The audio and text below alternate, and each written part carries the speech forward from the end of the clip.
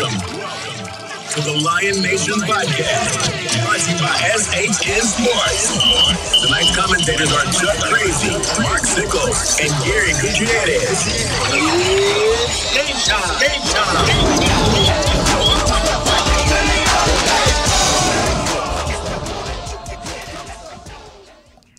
Welcome to Dragon Stadium.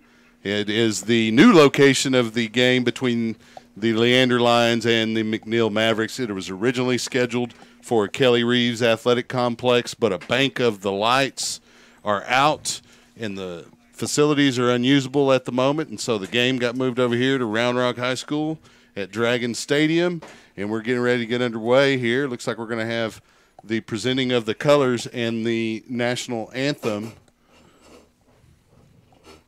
here momentarily. Lions, one of these games that they have a good chance, if they can stay ahead of the chains, have an opportunity to have success in this game, potentially come out with a victory. They're going to have to come up with some defense, though, Gary. We've got about 3.5 minutes until kickoff.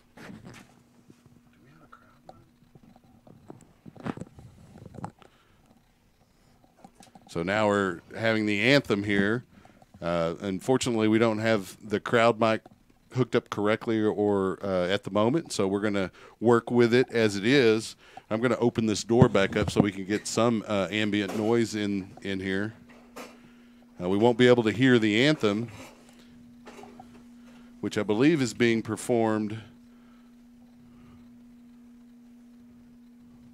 by the entire McNeil Maverick choir. How about that? They're right there in front of us on the track near the 50.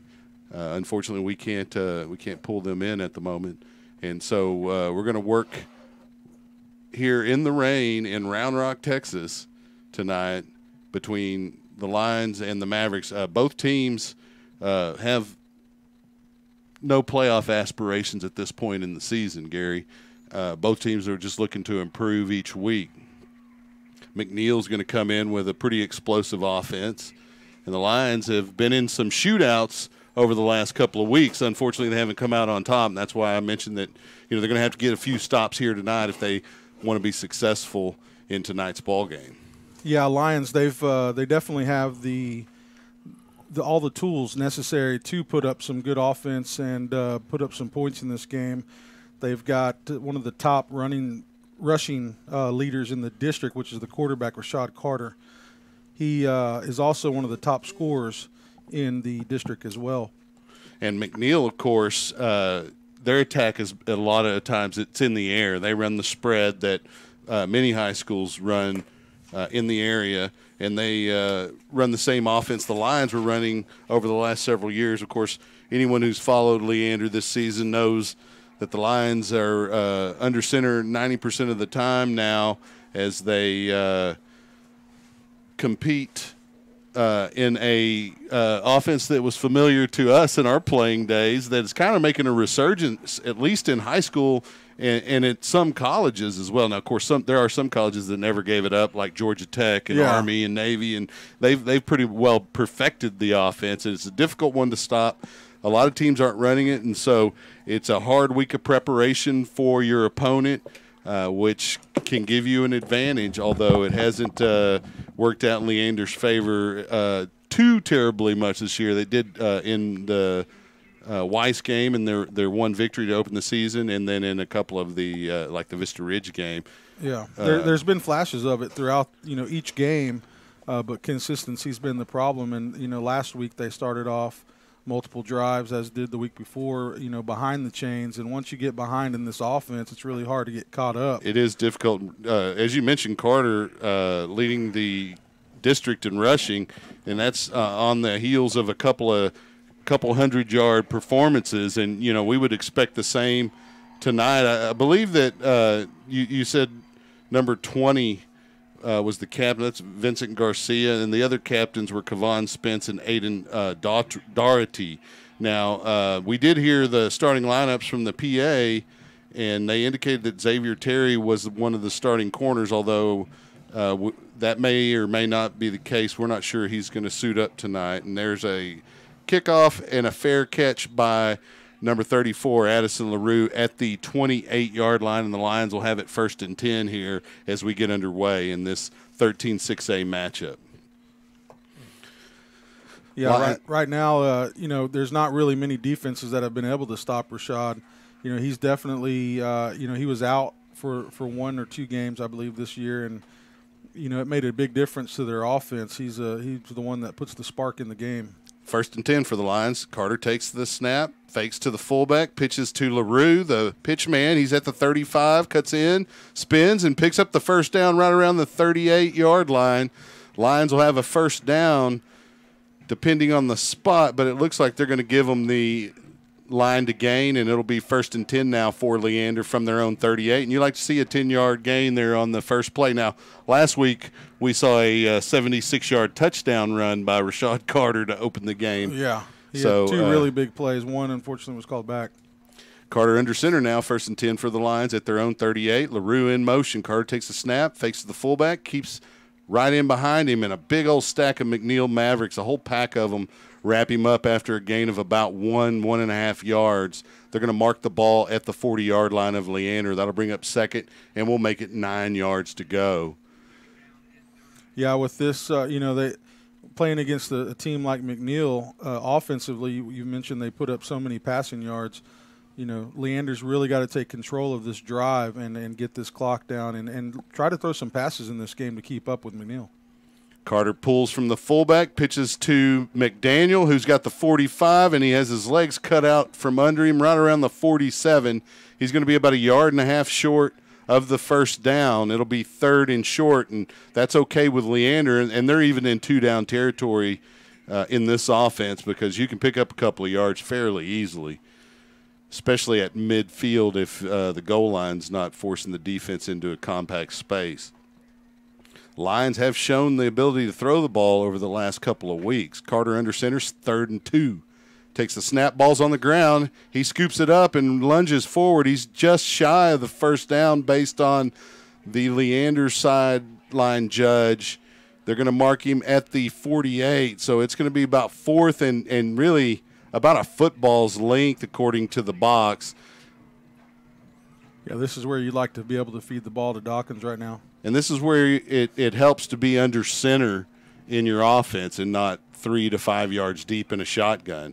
So we have 4th and short for Leander here on their opening drive. Carter under center. Takes the snap, follows his guards off left side, and that is a first down. The left guard, I believe, is Matei Carter. So the Carter-Carter combination able to pick up the first down there. Actually, that may be on the Riley Wells side of the offensive line, and that's a fine guard to run behind either one of those guys. He had a job to do that play, and Riley Wells is going to get it done. He is going to put his nose to the grindstone and get the work done. 1st and 10 for the Lions. They have the ball at the McNeil Maverick 49. Carter under center. Takes the snap, rolls to his right. Pitch man LaRue, he gets the pitch, cuts up at midfield, and is driving his feet down to about the 47. So a gain of about 3 yards, 2.5, depending on the spot. So it'll be 2nd down now for the Lions. And the offense is churning. You want them to pound the rock, especially on a wet night. It looks like the rain has ceased, at least for the time being. And, considering what we've seen over the last several days, looks fairly clear. Yeah, nice night for football. Carter under center now, 2nd and 7. LaRue in motion. There's a snap, and they hand off to the fullback. I didn't get a number on that. That was Cruz. David Cruz, the fullback, number 11. Yeah, David Cruz, not one of the bigger guys, but he's really came on strong in the last few games. When he first came in to start at this position, it was a little bit of a learning curve, it looked like, for him running the ball, but he picked up steam pretty quick, and he's been pretty effective on offense. Been a big help. Seems to have a nose for the open space. 3rd and 2. Carter under center, takes the snap, fakes to Cruz, keeps the ball, cuts up, picks up the first down inside the 40 at the 38. So the Lions continue to march and eat clock. They've eaten about 4 minutes off the clock. We're at 8:07 here in the first period. We've seen Rashad over the past few years, and he's really turned into quite the athlete, let alone quarterback. But his his decision-making skills out there on that pitch option, pretty remarkable, really, when you see how many guys he's having to think through to make that pitch. Carter under center takes the snap, hands to Cruz. Ball's on the ground. Carter tried to get it, unable to. Ball still on the ground. Mavericks have it at the 48-yard line. Didn't get a number on who fell on that one. Looks like number 45 for McNeil, and that is Micah McMillan. 42, looked like 42. Well, 42 is Samuel Latham. Those numbers are pretty hard to read. That was maybe the commentator's curse there. Yeah. He'll hate me for that one. Well, the McNeil Mavericks are wearing navy blue jerseys with green numbers outlined in white, and so some of the linemen, that looks pretty easy to read, but some of the backs, the numbers crunch up on them, and it becomes more difficult. Pistol formation for the Mavericks. There's a snap throw into the flat to number 9, who catches it at the midfield mark and carries it up to the 46 of the Lions. Number 9 on our roster is Malik Gordon. He was pretty open. The Lions are going to have to do something about coverage there.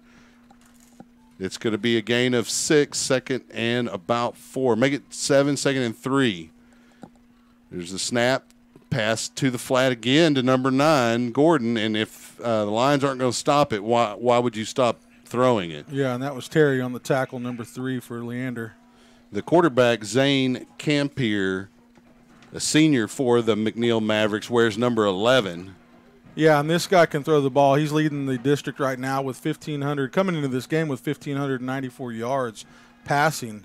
So got about 15 more tonight so far. And he, you've seen the offenses that I've seen this year, and that's pretty remarkable to be leading in that category. Yeah, like we said, McNeil has a high-octane offense. The Lions are going to have to come up with a stop or two tonight.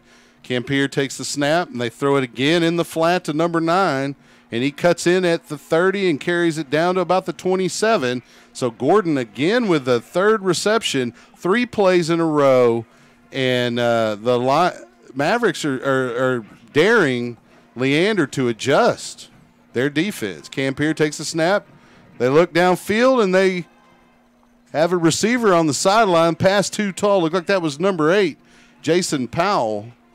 But I want to check that number because he is a little receiver. Number 5, so Seth Medina on the target there, incomplete. Second down and 10 now for the Mavericks. They're in Lion territory at the 27-yard line. 6:46 remaining in this scoreless first quarter. Campier in a shotgun formation takes the snap, hands to the running back, number 28, and he's met by a bunch of lines, and the ball's on the ground. Leander's got it. Winston Hutchison. Let's see what they signal here. The ball carrier. And it is Leander ball recovered by number 7, Dimitri Drayton. I didn't see who got the hit, but I know the whole D-line was in on that. Connor Kracy along with Michael Wakama and Diego Costa, or Costa, however you prefer. We learned from him on the podcast. It's really Costa, but yeah. it's whatever you want. Yeah, whatever you want. He likes the nickname Costa AM, so we'll stick with that. Rashad Carter comes out for the Lions. We've had 2 turnovers, no points. 1st and 10 for Leander. Carter takes the snap, keeps it, pitches to LaRue on the right side, up over the 30, spins there, carries up over the 35 to about the 38 where he's tackled. First down, Leander, and the ball moving the other direction, and maybe we'll have a defensive struggle tonight. Yeah, Gary. We've seen with the combination of Addison and Carter, at some point this defense, the opposing defenses decide, okay, I probably need to be attacking the quarterback on this pitch.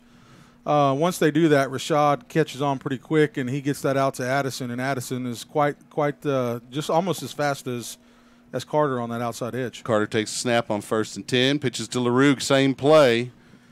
LaRue cuts up at the 40, picks up about 12 yards, and the Lions, returning the favor to McNeil, they're going to run the same play back at McNeil until they stop it. It is a first down for Leander, just shy of midfield at their own 48. There's 6 minutes and counting here in this scoreless first period. Both teams have possessed the ball once and got a few first downs and fumbled it to the other defense. And so trading turnovers, here we are, Lions with the ball. This could still be the first drive almost. because that's about where the fumble occurred. Yeah, pretty close.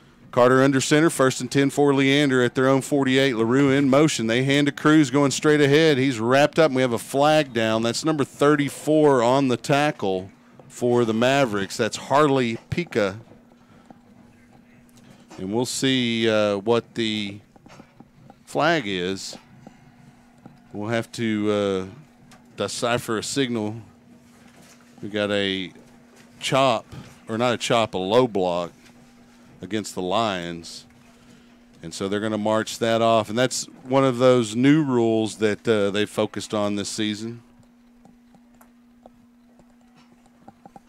That's going to move the ball back to the 33-yard line of Leander. So they have a ways to go for a first down, about 25 yards, 1st and 25. Ball at the Leander, 33, and this is where you're behind the chains. Makes it a little more difficult. Carter under center. They bring LaRue in motion. They hand to him quickly on a little jet sweep from under center. Nothing there on the right side as the Mavericks able to eat that up for no gain. 2nd down. Got number 42 over there pounding his chest, Samuel Latham. I'm going to give him credit of the tackle. Yeah, and he's one of the team captains in today's game for the Mavericks. Came from the backside defensive end position to make that play. So, Carter. Is that Carter at quarterback, or they got a new quarterback? No, we got Carter on the outside in motion. Oh, yeah. That's Garrett Landry at quarterback, number 4, a sophomore. He gets a completion to Ishmael Sanchez down the right sideline to the 24. The Lions, with a surprise move, put Carter on the wing, bringing the sophomore passing quarterback, Garrett Landry, for a deep pass and a first down in not quite the red zone, right outside the red zone at the 23-yard line. 4:28 and counting left here in the first period. Yeah, it's the first time we've seen Landry all year, and a good start right there. A nice high pass, and Sanchez went up and got it, caught it at its highest point, did a great job adjusting to the ball. First down, Leander. Yeah, 50-50 ball. Now joining us, obviously, that's a new voice, Mark Sickles, coming over. He had been working camera for Mickey. We'll tell you that in a minute. Carter takes the snap, and they hand to Cruz straight ahead. Mickey was on her way, and there was an accident on the highway, and she had to go and render first aid, and that caused her to be late. Fortunately for us, she set her camera up before she left, and so we were able to capture the game. But she works with Texar and is licensed, qualified, certified. Mickey is jack of all trades. She does everything. 2nd down and 10. Carter under center, takes the snap, rolls to the right. Pitches to LaRue on the short side. LaRue cuts up on the sideline. He's drug out after a gain of about 2, and there's a penalty flag as he's flung down out of bounds, and that'll give the Lions a first down if it's a late hit out of bounds, and it was a late flag, and it was right there at the tackle. Most likely the call. We'll see here. Yeah, they've been running the veer mainly to the right side, short side of the field. I'd like to see him open it up and try and hit on the left side, the wide side every now and then. Maybe they're trying to send a message to the Maverick coaching staff that they could run on either side. Lions inside the 10-yard line, down at the 8 now. 1st and 10, 3:26 on the clock. Carter in at quarterback under center. They send LaRue in motion, fake to Cruz. No, they hand to Cruz.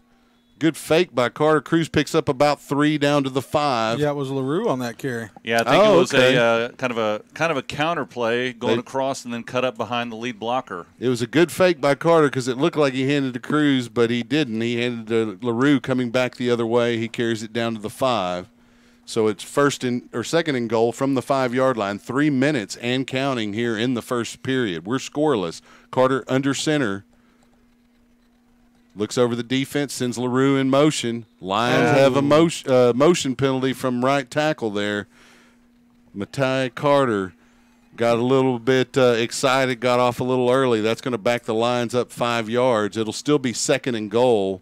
It'll be at the 10-yard line now. Looked like he rocked out of his stance and had to put his arm down. Well, you have your momentum going forward in this offense. You're not really pass blocking even when there are passes a lot of times.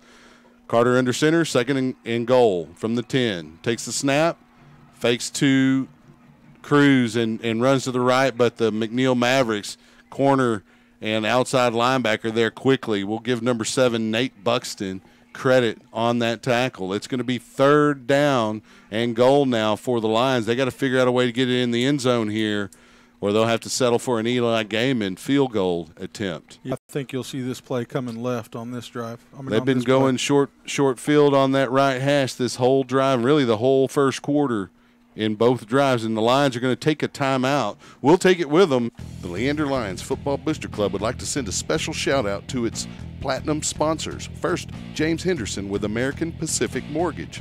Contact James and get $5,000 towards closing costs. That's James Henderson with American Pacific Mortgage at hendersonlending.com. Also, Big Swig Water. Big Swig balances thirst-quenching bubbles and fresh flavor for a crushable beverage enjoyed any time of day. The can is bold, but the bubbles are refreshing, not overwhelming. It's perfect for hydrating during a weekend at Zilker Park, a weekday lunch, a night out, and everything in between. Anywhere around Austin, Big Swig sparkling water brings a bubbly zip and burst of flavor, delivering Texas-sized refreshment. Crack one open. Thank you, Platinum sponsors, for sponsoring the Leander Lions Football Booster Club. Go Lions!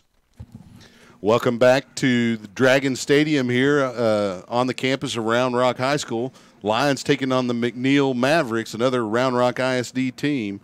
It's 3rd and goal. The Lions at the line of scrimmage on the 10-yard line. Carter under center takes the snap, rolls to the wide side, and there's a pass. Wide open is number 84 for the touchdown, and that's Keon Leonard with a catch. The Lions catch the Mavericks sleeping. They've been running and running and running. They have one pass earlier in this drive, but it was a kind of a trick play. They brought in a sophomore who could throw, and Lions catch them sleeping and get a touchdown there.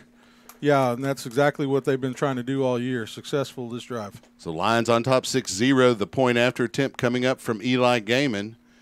Foot into the leather, and he misses on the left side of the upright, and so the score will be 6-0 with 2 minutes remaining here in the first period. We'll stay with the broadcast here.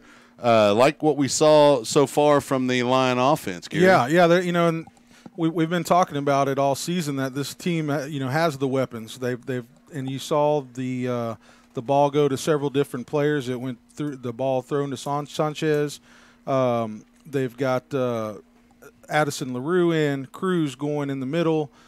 They've brought the sophomore quarterback in, and they got Carter and Keon Leonard there with a touchdown. So Keon Leonard, the couple games ago they started getting Keon Leonard going.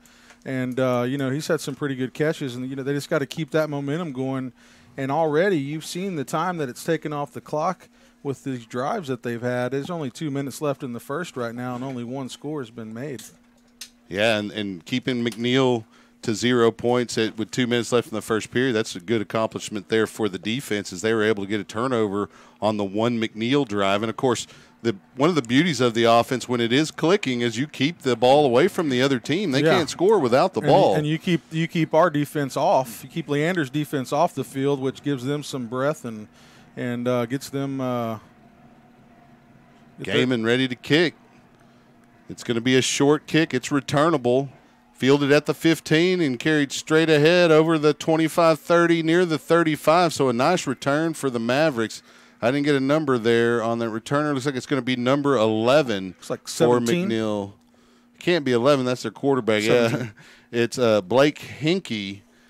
He is also listed as a quarterback / wide receiver, junior for the Mavericks. Obviously, will be competing for the starting job next season. Yeah, and look for them to start getting Curley, number 1, the senior on the outside. He's leading the team in receiving yards right now with 743 yards. Well, Winston Hutchinson, the running back in the backfield, he was the one that fumbled in the last drive. Zane Campier, the quarterback, takes the snap, flips it out into the flat, and it's dropped by that receiver. And I think that's going to be – it's like number 13. Number 13, Evan Plotch. I'm going to think that CH is probably K sound. What do you Yeah. Evan Plock. But going back to what I was saying, this defense, they really need their legs here in the fourth quarter, especially against an offense like McNeil. Campier drops back, second down, going deep as a receiver open at the 20. He's caught. Curley. Number 1 Curley on the touchdown right there. Yeah, Jordan Curley down the left sideline, got a few steps on line cornerback Xavier Terry. Just added about another 65 yards to his total. Yeah, he winged that one out there. I almost made up a word. Yeah, that was as soon as he threw that ball, I was pretty surprised on the arm he has. It's pretty good strength. And good accuracy for such a deep pass. 1:22 remaining at 6-6. Point after attempt coming up. Can't see the kicker's number at the moment. There's a snap. Hold is down, kick is up. And it's good. Number 19 is the kicker, looks like. Yep. That's Zach Dickinson, senior kicker. So it is now a 7-6 Mavericks lead with 1:22 remaining here in the first period. And the Lions will get their offense back on the field. That's one way to keep your defense rested. Give up a touchdown in one play. That Mavericks, setting up Leander as well. Yeah. What's good for the goose is good for the gander in that situation as the Lions set up the Mavericks on that last drive.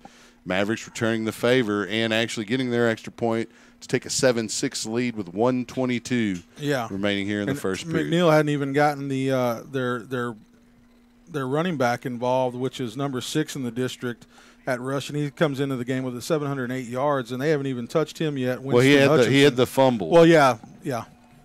And so, not a good start for him, but based on the numbers, we expect a bigger night from him going forward. So the kicker now, number 19, lining it up, that's Zach Dickinson.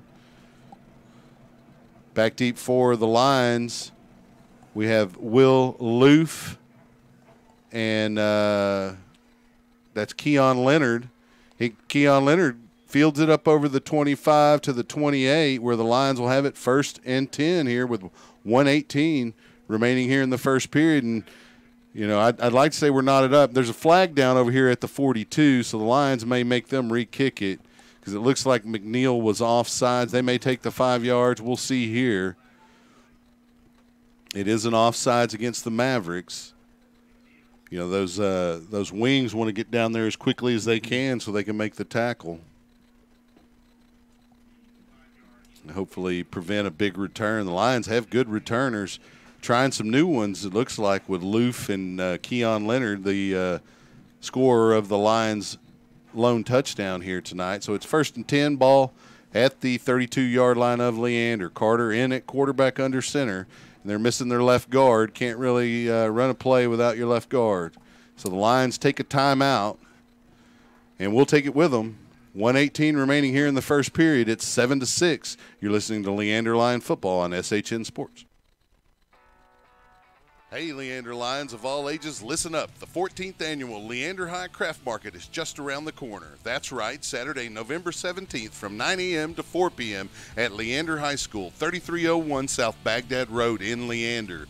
Featuring more than 200 vendor booths offering food, crafts, homemade goodies, artisan creations, artist holiday creations, and much, much more. And it's indoors, so it will happen rain or shine. Vendors, get your application and information packet along with a printable craft fair market flyer at leanderbaseball.com. So mark it down, Saturday, November 17th, 2018, 9 a.m. to 4 p.m. at Leander High School, the Leander High Craft Market.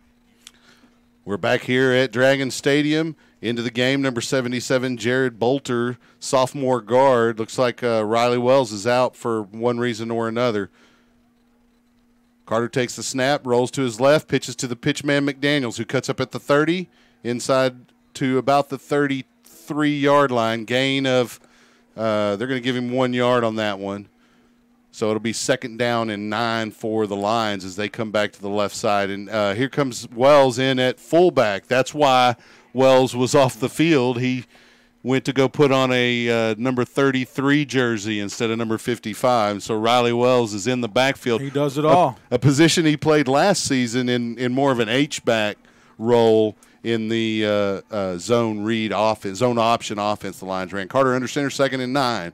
Ball at the 33. Looks over the defense, 34 seconds and counting in the first quarter. Sends LaRue in motion, follows him to the right, pitches to LaRue, who cuts up inside the block, spins, Ball's on the ground, and the Mavericks have their second fumble recovery of the evening. That was number 34.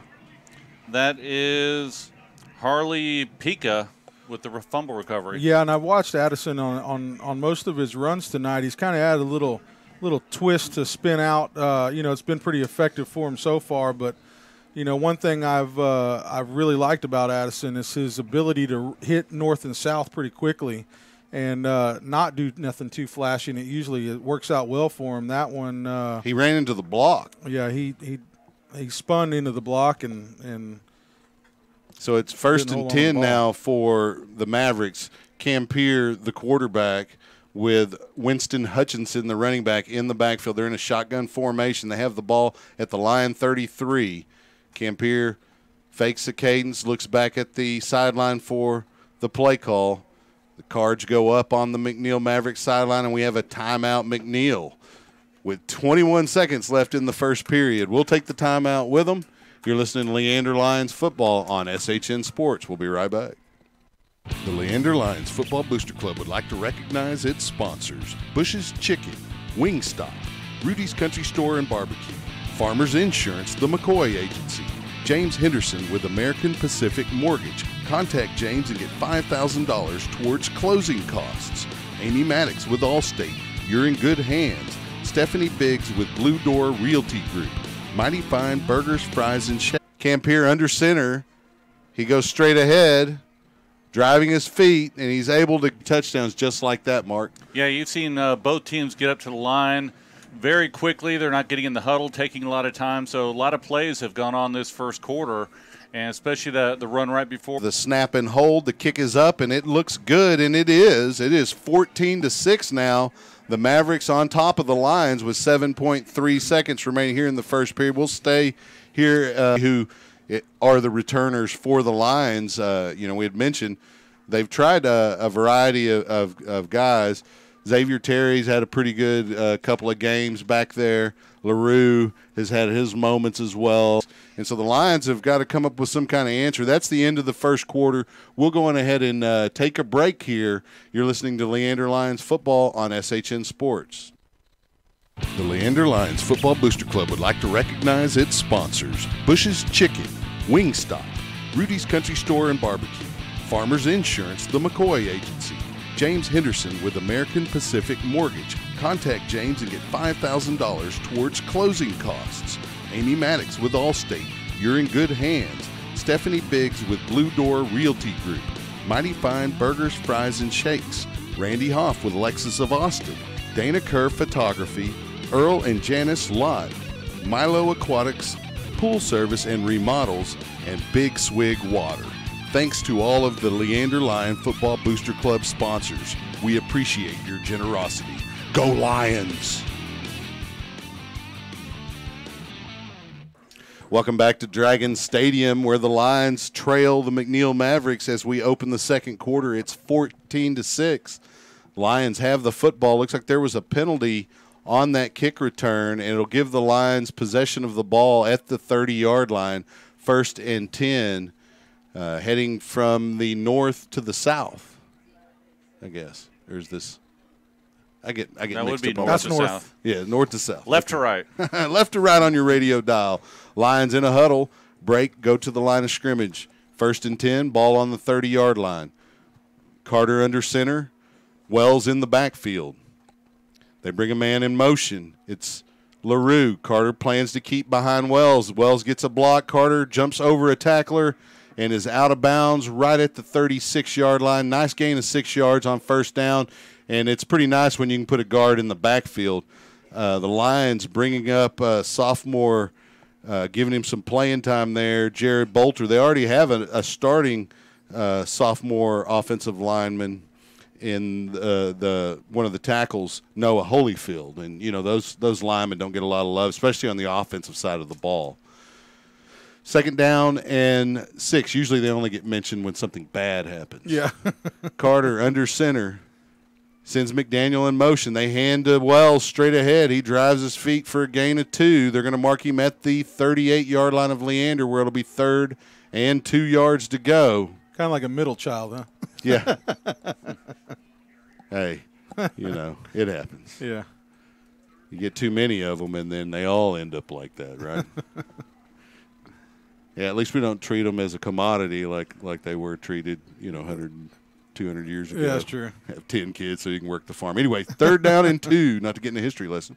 Carter under center, sends McDaniel in motion. They hand to Wells straight ahead, and he bulls his way forward for the first down over the 40 to the 42. The Mavericks finally turn him back, and he doesn't really go backwards. It goes more sideways when they do, and it took about 4 McNeil Mavericks to do that. First down lines, and Wells is like, I like it back here. Let's keep me back here, and let's get Jared Bolter some experience on the offensive line. Yeah, and Riley, he's remarkable at blocking. We've seen it in the last couple of years with him playing that H-back position.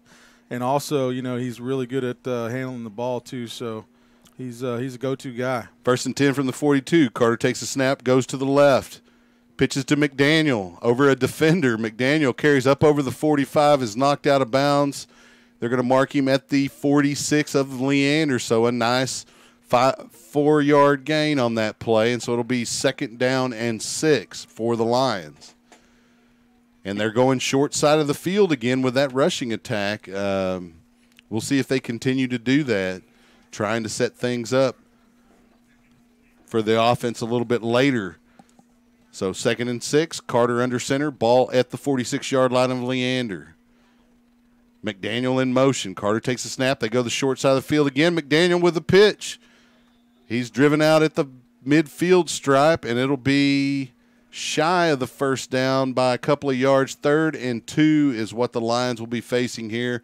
2-down territory for Leander. Oh, they're going to mark them at the 49, so they're going to need 3 yards for the first down. Yeah, and this is when you can count on number 33, Riley Wells. He's got the size and strength to at least get a yard and a half on 3rd down, and he'll probably pick up the next yard and a half on 4th. Yeah.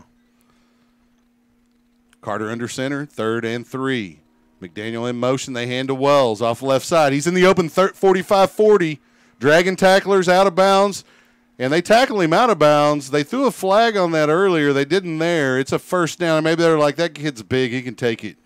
So 1st down Lions. Nice run by Riley Wells saying, feed me the ball. He's going to start doing the Zeke. Yeah. Well, and not only, is he good at all the other things I mentioned, but he's been playing on the offensive line all year. So he knows exactly what these linemen are going to do. And he knew exactly where he was going with that ball. And he's excited to get the ball right now. Give me the ball. I want to run. I don't want to be butting heads with these guys on the line all day long. Carter under center, 1st and 10. There's the snap. LaRue, the first man through. He was at fullback on that play and carries up over the 30 to the McNeil Maverick 29-yard line. Nice gain of about 6 yards, so it'll be 2nd down and 4 with 9:40 left in the half. Lions trail the Mavericks 14-6, but they're on the march here, looking to try to see if they can at least pull within a point, if not this game up. If you don't think squats don't improve your running skills and your speed, Stoney LaRue is a prime example. Addison LaRue. I did it again. I do it once every 3 games. That's like a 1930s actress or something. Carter takes a snap, and they hand to Wells, and he's dragging tacklers up over the 25 to the 24. He's got a first down for Leander as they continue this drive, marching down the field with 9:07 remaining in the half. Eating yards and eating clock. And that's what you want to do in this offense. And for the Lions, their best strategy is to keep the game close and give themselves an opportunity late to pull away, because you can wear a defense down with this offense as well, and they're working on that now. Carter under center. Wells in the backfield directly behind him. They send McDaniels in motion. They hand to Wells off left side. He's in the open 15-10. He gets hammered by the safety and knocked down sideways at about the 6. And that safety, he didn't even want to wrap up, but he came down hard downhill and put a hit on Riley Wells. They're going to mark him at the 7. I tell you, once Riley gets his feet under him and remembers to get pad level down, he's going to run over somebody. 1st and goal for Leander. Carter under center. They send McDaniel in motion. They hand to Wells again. He moves in. Touchdown, Riley Wells. 8:21, 8:20 And that's going to be a 14-12 lead with point after attempt coming up. Mark? Workhorse on that drive right there. Riley Wells getting the ball, some tough yardage, and then he was able to break through that first line. And he's tough to bring down. We saw the one safety with a head-on collision. They ran into each other. But, once Wells gets moving, big target to bring down. Yeah, that's some of the most successful running we've seen. Point after attempt by Gaiman is up. And it's good, and it is a 14-13 game with 8:20 remaining. We'll go on ahead and stay here with the broadcast. I want to shout out a Booster Club parent of sophomore defensive lineman, Major Maiden. His name's David. Every game day, he tweets out a tweet that says "Pound the Rock," and it's a rock and a hammer. And that's what the Lions are really doing here tonight. They've only had a couple of pass attempts. Yeah, and you take away, they've done a real good job, too, on the penalties. It looks like there might have been a pentelly. The referees are having a discussion. That flag's in his back pocket. Yeah. I've seen that a couple times. I thought he was waving it around. He's carrying a little loose. So the Mavericks getting ready to return here. Back deep they have number 9, Malik Gordon. Or maybe that's not 9. That is. Looks like 17. And trying to get the number here. Hankey is 17. And number 5, I believe. 5 is Medina. Hankey had the long touchdown reception. Gaiman lines up to kick here. 8:20 remaining. 14-13 after the line touchdown. His kick is to the middle of the field, fielded by Hankey at the 10. He carries it up to the 25 and is wrapped up there by number 12 of Leander, Willie Loof. Nice open field tackle right there. Good job.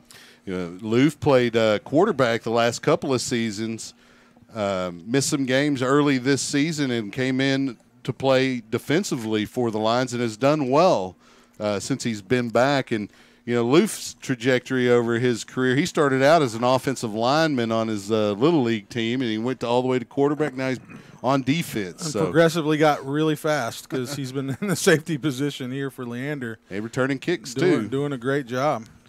So it is 8:15 on the clock. Campier looks over to the sideline, has number 28, Winston Hutchison, in the backfield with him.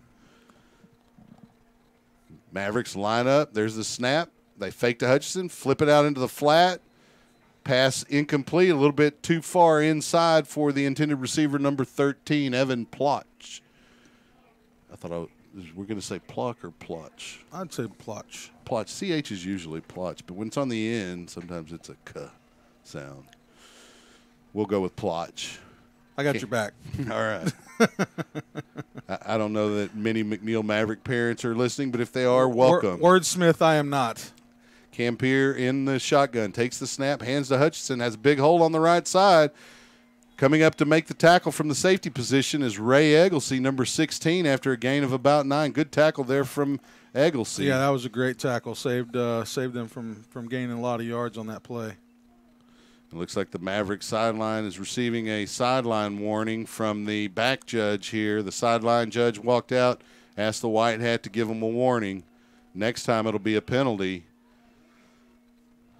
It's third and 1 here. Ball marked at the 34-yard line. They need the 35. Now's the time to get a big stand from the line defense. Campier in a shotgun. Takes the snap. They fake to Hutchison, flip it out in the flat to Gordon, and he picks up the first down and gains only a couple of yards. The Lions have adjusted to that pass. They're not going to give up 10 or 12 on it anymore, but it's enough on that play for the Mavericks to keep this drive alive, and they have the ball now at their own 38. Caven Spence came over. Good speed, but wasn't able to get him before he got the first down, but good open field tackle. Yeah, but if you can stop Kelsey from gaining any yards, you're on top. So Campier looks over to the sideline, looks over the defense. He's in a shotgun formation. Hutchinson in the backfield, takes the snap, looking to pass, receives some pressure, cuts back across the field, flips the ball downfield to an open receiver, number 4, and he's dragged down around the 35 of Leander. Was he beyond the line of scrimmage? I guess not. Number 4, the reception, Jake Buechler. Yeah. 1st and 10 Mavericks. Broken play, had to scramble out to the right, threw it to the open receiver. Evan Smith was able to catch up with him and knock him out of bounds. A little Tony Romo-esque there by Campier as he went from one side of the field to the other while still looking downfield, able to make the completion. 1st and 10 Mavericks from the line, 32. Campier hands to Hutchison. He's got the middle of the field, and Egglesey tackles him right around the 16-yard line. It'll be a first down on a 16-yard gain by Hutchison. Yeah, and the Mavericks trying to answer quickly here. Coach Smith was protesting that throw. I think it was beyond the line of scrimmage, or at least it was in his eyes too. It was very close either way. I guess it's something, there's no instant replay. Campier takes it, hands to Hutchison straight up the middle, and he's in for the score. Almost too easy for McNeil. Not really sure what fell apart there for the Leander Yeah, line. it just went right up the middle and basically untouched for, 16 yards or how long the play was. Yeah, they saw something in the line defense and took advantage of it on that drive to get a 20-13 lead here with a point after attempt pending. 6:51 remaining here in the half. And there's the Maverick horse out getting pulled around by the Cowboy. Point after attempt. Kick is up, and it is no good, and we're tied. And so both kickers on the same side of the field miss on the same side of the upright, left side. 6:51. Oh, we're not tied. Lines are still down 7. Yeah. But instead of 8. Okay, 6:51 remaining here in the half. Yeah, this field brings back a lot of memories. When I was just a little kid, I was out here, watching these Westwood and Round Rock games. This was the home field for both teams, and all I wanted to do was get big so I could play here. And when I did, it was great. It was a great feeling. Had a lot of times here, a lot of Fridays. There's a lot of tradition in this stadium. It is pretty old. This press box, I believe, is made of adobe. Hey, I'm not that old. Packed in with some mud. No, it's a little scary actually to come up here. They don't have an elevator like most of the newer stadiums do. It is just a staircase. It's but a floating staircase. Yeah, and it's also it's just got a grill bottom that's see through. It looks very similar to Riley Wells. Sorry. And there's the kick from the Mavericks. It's going to go out of bounds, and that'll be a penalty flag. The Lions will likely take the ball at the 30-yard line, which is the 25 plus 5. We'll see if they make the Mavericks re-kick or decide to get their offense on the field. Looks like they're going to go with the offense and have it 1st and 10 from their own 30. Yeah, and I was one of the last few classes of the 9th grade center that fed into Westwood before McNeil started in '92. And, they still have Coach Hageman, which is a basketball coach, their head basketball coach now. Still here? Still there. Still running strong. It's a pretty remarkable career he's had. Shout out to him. Carter under center here, 1st and 10. Lions have it on their own 30 to open this drive. Wishbone formation. Carter moves to the left, fakes to Wells, was going to try to run behind him, cuts inside of him, picks up about 3 yards to the 33. Number 43 for the Mavericks, or 42 rather, Latham on the stop. I made mention, that Westwood Round Rock rivalry. We used to do a lot of crazy pranks to each other. Well, maybe we'll have time later to talk about it. Carter under center, 2nd and 7. Wells in the backfield. McDaniel going left to right. They hand to Wells. He lowers his shoulder and picks up about 2 yards, but the Mavericks were kind of waiting on him there. It's going to be 3rd and 5. The Lions, they're in that kind of you probably want to punt if you don't convert here area, but down 7 and with the last couple of McNeil Maverick drives, they got to come up with some kind of answer here offensively to keep the ball away from the Mavericks. 5:54 and counting, 3rd and 5. Carter under center, Wells in the backfield. Carter takes the snap, moves to his left, picks up a block from Wells, dances around, gets back up, and gains maybe a yard. So it's going to be 4th and about 4. Lions likely to punt here. We'll see what Coach Smith does. He may even burn down the play clock and call a timeout here before he makes a decision. The Lions have one of those left. Mavericks with 2. Yeah, it looks like they may go for it here. A lot of defensive penetration on that right side. Pushed Carter back, and the pitch man wasn't there. He tried to turn up and didn't have enough to get the first down, so we'll see what they do here. Maybe they'll try to draw him off the hard count, Carter. And that looks like what they were going to do. They send McDaniel in motion, and then the Lions call a timeout. They're on 4th down, and we'll take the timeout with them. I'm Chuck Kracy with Gary Guiterrez, Mark Sickles, Mickey Holden on camera, and Rich Hensley on production. Leander Lion Football on SHN Sports. We'll be right back. The Leander Lions Football Booster Club would like to send a special shout-out to its platinum sponsors. First, James Henderson with American Pacific Mortgage. Contact James and get $5,000 towards closing costs. That's James Henderson with American Pacific Mortgage at hendersonlending.com. Also, Big Swig Water. Big Swig balances thirst-quenching bubbles and fresh flavor for a crushable beverage enjoyed any time of day. The can is bold, but the bubbles are refreshing, not overwhelming. It's perfect for hydrating during a weekend at Zilker Park, a weekday lunch, a night out, and everything in between. Anywhere around Austin, Big Swig sparkling water brings a bubbly zip and burst of flavor, delivering Texas-sized refreshment. Crack one open. Thank you, Platinum sponsors, for sponsoring the Leander Lions Football Booster Club. Go Lions! Welcome back to Dragon Stadium. The Lions come out in a double wing formation. They're going to go for it here on 4th and 4. Carter under center. Ball at the 36 of Leander. Carter takes the snap, goes to his left, looking to pitch, and he's wrapped up and dropped at the line of scrimmage by the McNeil Maverick defensive end. Yeah, it looked like that was number 20 from my viewpoint. Malachi McMillan came up the strong. Outside linebacker came up and made the play, and it gives the Mavericks the ball in line territory with a one-score lead here, 20-13, 4:58 left on the clock. Yeah, it looked like on that play, it looked like it was a little slow in developing for some reason. They weren't attacking on that, and the defense came up strong and good open field tackle to stop them short of the first down. Lions just went with what they do on that play. It wasn't anything special. And the Mavericks were there and able to stop it. 1st and 10 now for Campier. Hutchinson in the backfield. He takes the snap, fakes to Hutchinson, flips it out into the flat to number 13, who carries it up over the 30. Ball's on the ground, recovered by number 1. And so Redding with the reception, he did fumble it, and Jordan Curley able to get on it for the Mavericks at the 29-yard line of Leander. So it's going to be 2nd and 4 there for the Mavericks. Yeah, Leander pounding that same, the same old routine, but they're trying to set something up for later. Campier looking to throw downfield. He flips it down to Curley. Xavier Terry on the coverage. A flag comes out late. Yeah, that was a stop-and-go pattern right there. He pumped and then went down the sideline. Terry hit him about the 4-yard line.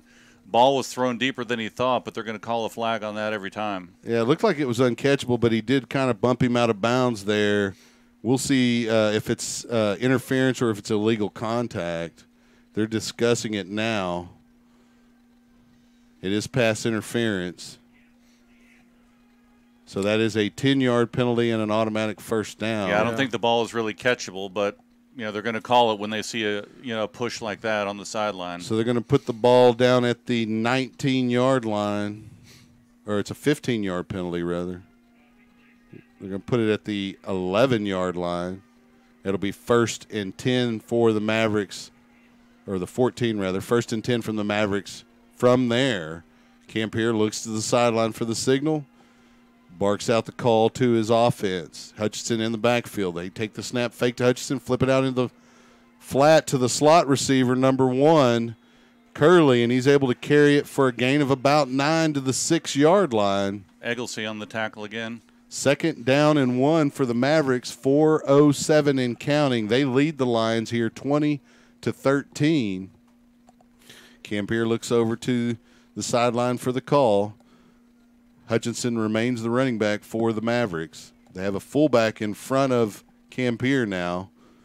There's a snap, and they give it to Hutchinson, and he's tripped up as he crossed the line of scrimmage. Give credit to number 25, Wesley Weingert, on that stop, but it'll be a 1st and goal for the Mavericks from the 2, and they're quickly back on the line of scrimmage trying to get the line, keep the lines on their heels. Hand off to Hutchinson. Good straight stop. ahead, nothing there. Good job by the nose, Connor Kracy, to plug the middle. And the other D lineman there, also Kavon Spence, coming in to make the hit at the line of scrimmage. They actually lost a yard on the play. It's going to be 2nd and goal from the 3. Campier looks over to the sideline. McNeil coaches deciding what to do here. That run straight ahead wasn't there like it was the last drive, so trying to decide what to do from here. Yeah, this is the longest time between plays they've had the whole game. Yeah. Yeah, they're trying to eat They're some going of to this probably clock call a timeout here, and that is what's going to happen. And we'll take the timeout with them here. It's 2:54 remaining in the half. Mavericks lead 2013. You're listening to Leander Lions football on SHN Sports. Hey, Leander Lions of all ages, listen up. The 14th annual Leander High Craft Market is just around the corner. That's right, Saturday, November 17th from 9 a.m. to 4 p.m. at Leander High School, 3301 South Baghdad Road in Leander. Featuring more than 200 vendor booths offering food, crafts, homemade goodies, artisan creations, artist holiday creations, and much, much more. And it's indoors, so it will happen, rain or shine. Vendors, get your application and information packet along with a printable craft fair market flyer at leanderbaseball.com. So mark it down, Saturday, November 17th, 2018, 9 a.m. to 4 p.m. at Leander High School, the Leander High Craft Market. You don't want to miss it. The Leander High Craft Market is a production of the Leander High School Baseball Booster Club and is not a part of Leander High School nor Leander Independent School District. Welcome back to Dragon Stadium. It's 2nd and goal for the Mavericks. They have the ball at the 2-yard line. Campier under center. Hutchinson, the running back, single back, about 8 yards deep. They take the snap and hand to Hutchinson off the right side, and he's able to find a little crease over there and punch it in for the McNeil Mavericks score. That'll be their 4th touchdown of the evening.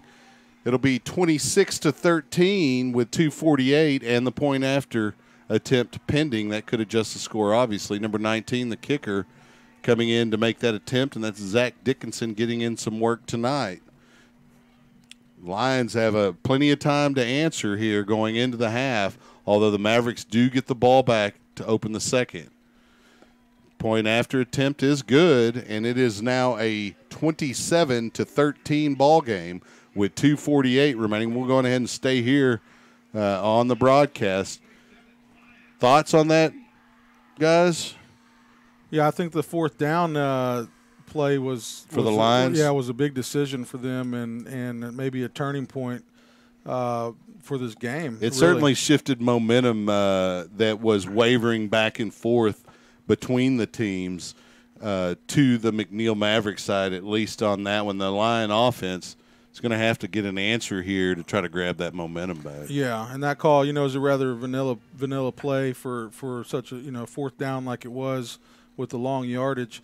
You'd like to see some misdirection or. Well, sometimes you can outthink yourself. You think the defense is going to expect something like that, and so you go with your base, and they're expecting that. So sometimes it's tough calling plays. I've always said that. That's the hardest thing about coaching is calling plays. And you get on a roll, you look really good. And you have to wonder if punting wasn't a good option to flip the field and give yourself a little better chance here. We've had a switch on the kick returners, and Egglesey drops back.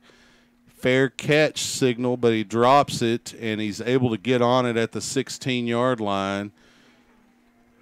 And so the ball will likely be marked there at the 16. I believe if you fair catch it, it'll go to the 25, but you have to actually catch it. He did. It was kind of a half signal, but it was enough of a signal that they're going to put the ball there at the 16.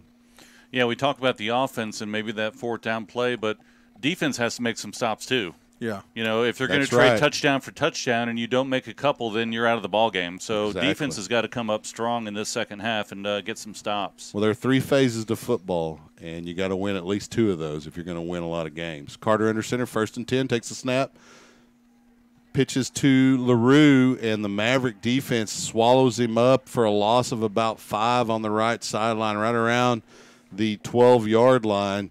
Mavericks have adjusted to the Lions' outside attack. They're going to have to go back to the middle Maybe they bring Wells back in at fullback. He is in right now. Maybe they feed him a little more, but you're going to have to get a first down here first because it's now second and about 15. Ball at the 13-yard line. Carter under center. Sends McDaniel in motion to the left. Rolls that way. Pulls up to pass to Leonard. Leonard's downfield to block. Did not see a pass. Did not expect a pass, and so he didn't see it. And we have a player down, and we'll take a moment here, catch our breath. It's third down and about 15 as that incomplete pass stops the clock with 2:08 left in the half. And so the Lions, a couple of unfortunate things happening on that play, but just the fact that you have a pass that falls incomplete stops the clock, and the Lions have it now 3rd and 14 here. They're going to need to get a first down to keep the ball. And, you know, the way the Mavericks have been moving the ball since late first quarter, you don't want to give them too much time here and an opportunity to score. And yeah, I like the play call there. That was a good play. But just obviously some miscommunication between quarterback and the receiver. Yeah, Leonard downfield looking like he's going to block, and he was open. Had he been aware that the ball was coming his way, it would have for sure been a completion. He may not have gotten the first down, but he would have been within a couple of yards. Now the Lions looking at 3rd and 14. Yeah, go ahead. That was a good read by Carter to see that, you know, man coverage out there, and he pretty much just had one man to beat. But, you know, the receiver didn't see the same read. Yeah, that's a big play for Leander right here, 2:04. And counting. Third down, I'm surprised. I don't know if McNeil has a timeout. I don't know why they're not burning it right here if they have one. They do. They have one timeout. Maybe they feel like they don't need that much time. The Lions taking their time, about 6 seconds on the play clock. Carter under center, 3rd and 14, ball at the 12. Takes a snap, hands to Wells, straight ahead. He spins his way to the 15. And the Lions look like they're ready to punt here, and the Mavericks call a timeout with 1:38 remaining, and that's why they didn't burn the timeout. We'll take the break with them. You're listening to Leander Lion Football on SHN Sports. We'll be right back. The Leander Lions Football Booster Club would like to recognize its sponsors: Bush's Chicken, Wingstop, Rudy's Country Store and Barbecue, Farmers Insurance, the McCoy Agency, James Henderson with American Pacific Mortgage. Contact James and get $5,000 towards closing costs. Amy Maddox with Allstate. You're in good hands. Stephanie Biggs with Blue Door Realty Group. Mighty Fine Burgers, Fries, and Shakes. Randy Hoff with Lexus of Austin. Dana Kerr Photography. Earl and Janice Lott. Milo Aquatics, Pool Service and Remodels, and Big Swig Water. Thanks to all of the Leander Lion Football Booster Club sponsors. We appreciate your generosity. Go Lions! Welcome back to Dragon Stadium. The Lions bring out their punting unit here on 4th and 11. They have the ball at their own 15. There's 1:38 remaining. Back deep to receive for the Mavericks. I can't really see his number because of the angle of that he's standing in my point of view. Gaiman to kick. He's got his feet right around the 1-yard line. No wind here at Dragon Stadium. Yeah, it became a very clear night after a long day of raining, several days of raining. That's Jordan Kearley, number 1, back deep. Gaiman gets off a nice kick. It takes a bounce at the 45. Kearley fields it at the 41. Block in the back, no flag. And he carries up to the 46, and it'll be 1st and 10 for the Mavericks at the 47 of McNeil. Number 12, Willie Loof on the tackle. So 27-13 is your score. 1:22 remaining here in the half. Lions defense going to have to come up with a stop here at minimum to not let this get too far out of hand going into the half. You know, the offense is not one to make a lot of comebacks, but as Mark mentioned earlier, you can trade touchdowns all day long. You got to get a stop to win games, and so the Lions with an opportunity here to get one of those and prevent a score. Campier takes the snap, flips it into the flat to number 9, Gordon. He's at midfield up over the 45, and number 7, Dimitri Drayton, forces him out of bounds right around the 43-yard line. First down, Mavericks. 1:16 on the clock. They stopped the clock due to the first down, I believe, but they haven't wound it yet, so maybe they gave him the out of bounds. Campier flips it over to Gordon again. Steps out. And he does. He steps out of – there's a flag down over near the on the other sideline, which is going to be a false start against the Mavericks. Otherwise, they wouldn't have stopped play action, and it is false start. They're going to step off 5 yards. It'll move the line of scrimmage to the McNeil Maverick 48. 1:12 remaining. It is 1st and 15 for the Mavericks. Campier and Hutchinson in the backfield. That's Donovan Brown in the backfield, number 25. Campier takes the snap, drops back, flips it to number 1, Curley, on the tunnel screen. He's running across the field and is wrapped up right around the 25-yard line of Leander. Egglesey and Smith on the tackle. Yeah, Egglesey and Evan Smith. The clock is burning at 45 seconds. It's 1st and 10 from the 25. Campier in a shotgun formation takes the snap, and we have a stoppage on the field. The Lions use their last timeout. Oh, that's an official timeout. What? Looks like a player is walking off for Leander. So they probably saw that and stopped the clock. So they'll redo that down. It's 1st and 10, ball on the 25. 38 seconds on the clock. It's wound by the white hat, the referee, or the back judge, rather. Campier in shotgun formation, takes the snap, drops back to pass, looking to throw down the right sideline. Has a man in the end zone. Touchdown, Mavericks.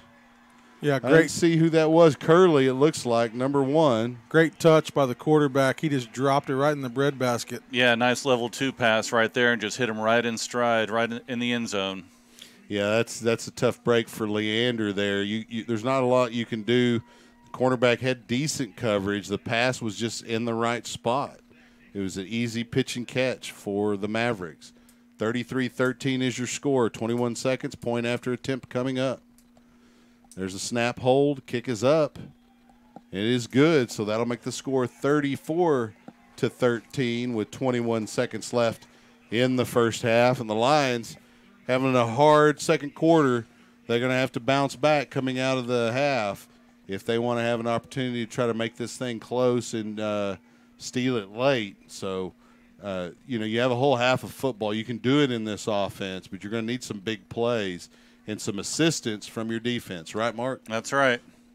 Got to have it. I mean, that's the one thing we didn't want to happen here is give the ball back and have them score, and that's exactly what happened. So that's kind of defeating. I'm sure the players on the sideline are a little down right now. They're going to have to regroup and come back out after halftime with an attitude, chip on their shoulder on defense, and they just got to start hitting some people, especially the running back coming out of the backfield who's had some big yards. I believe that's who, number 17? Number 28, Hutchinson. 28, Hutchinson. Hutchinson's been the one that's been gutting them up the middle. Yeah, and you'd like to see this offense, start spreading this ball out, maybe step up the tempo a little bit. All things you can still do in this offense. Yeah, they're not going to have enough time to get in their huddle and take a lot of time. They need to get up on the line, get their plays called, and get it going. That's what McNeil's been doing on offense pretty much this whole first half. McNeil with a pooch kick. Fair caught by Willie Loof at the 30-yard line. It'll be 1st and 10 for the Lions there. They have 21 seconds on the clock, no timeouts. And so you don't expect Leander to come out in a zone option shotgun formation. They're going to stick with their offense here, which is difficult to run the length of the field. But with a quarterback like Rashad Carter, a couple of running backs with some good speed, just a lane, and a big play can occur even on the ground. We've seen it happen week to week. So Lions come out double wing formation, Carter under center. He can eat up 69 yards pretty quick. Takes the snap back, fakes the handoff, throws down the left sideline. Almost intercepted by the Mavericks. Their turn to defensive back is the receiver, number 17, Ishmael Sanchez, preventing the interception. It'll be 2nd and 10 with 15.4 seconds left in the half. Ball at the Lion 31-yard line. So the Lions clock stopped, able to huddle here. They got about 30 seconds on the play clock, and so they'll take their time, get a play called. Mavericks ready for that play there. Carter does a little dip to look like he's handing or going straight. He takes the snap, hands to Wells straight ahead. Wells running two upright, picks up a first down at the 45-yard line.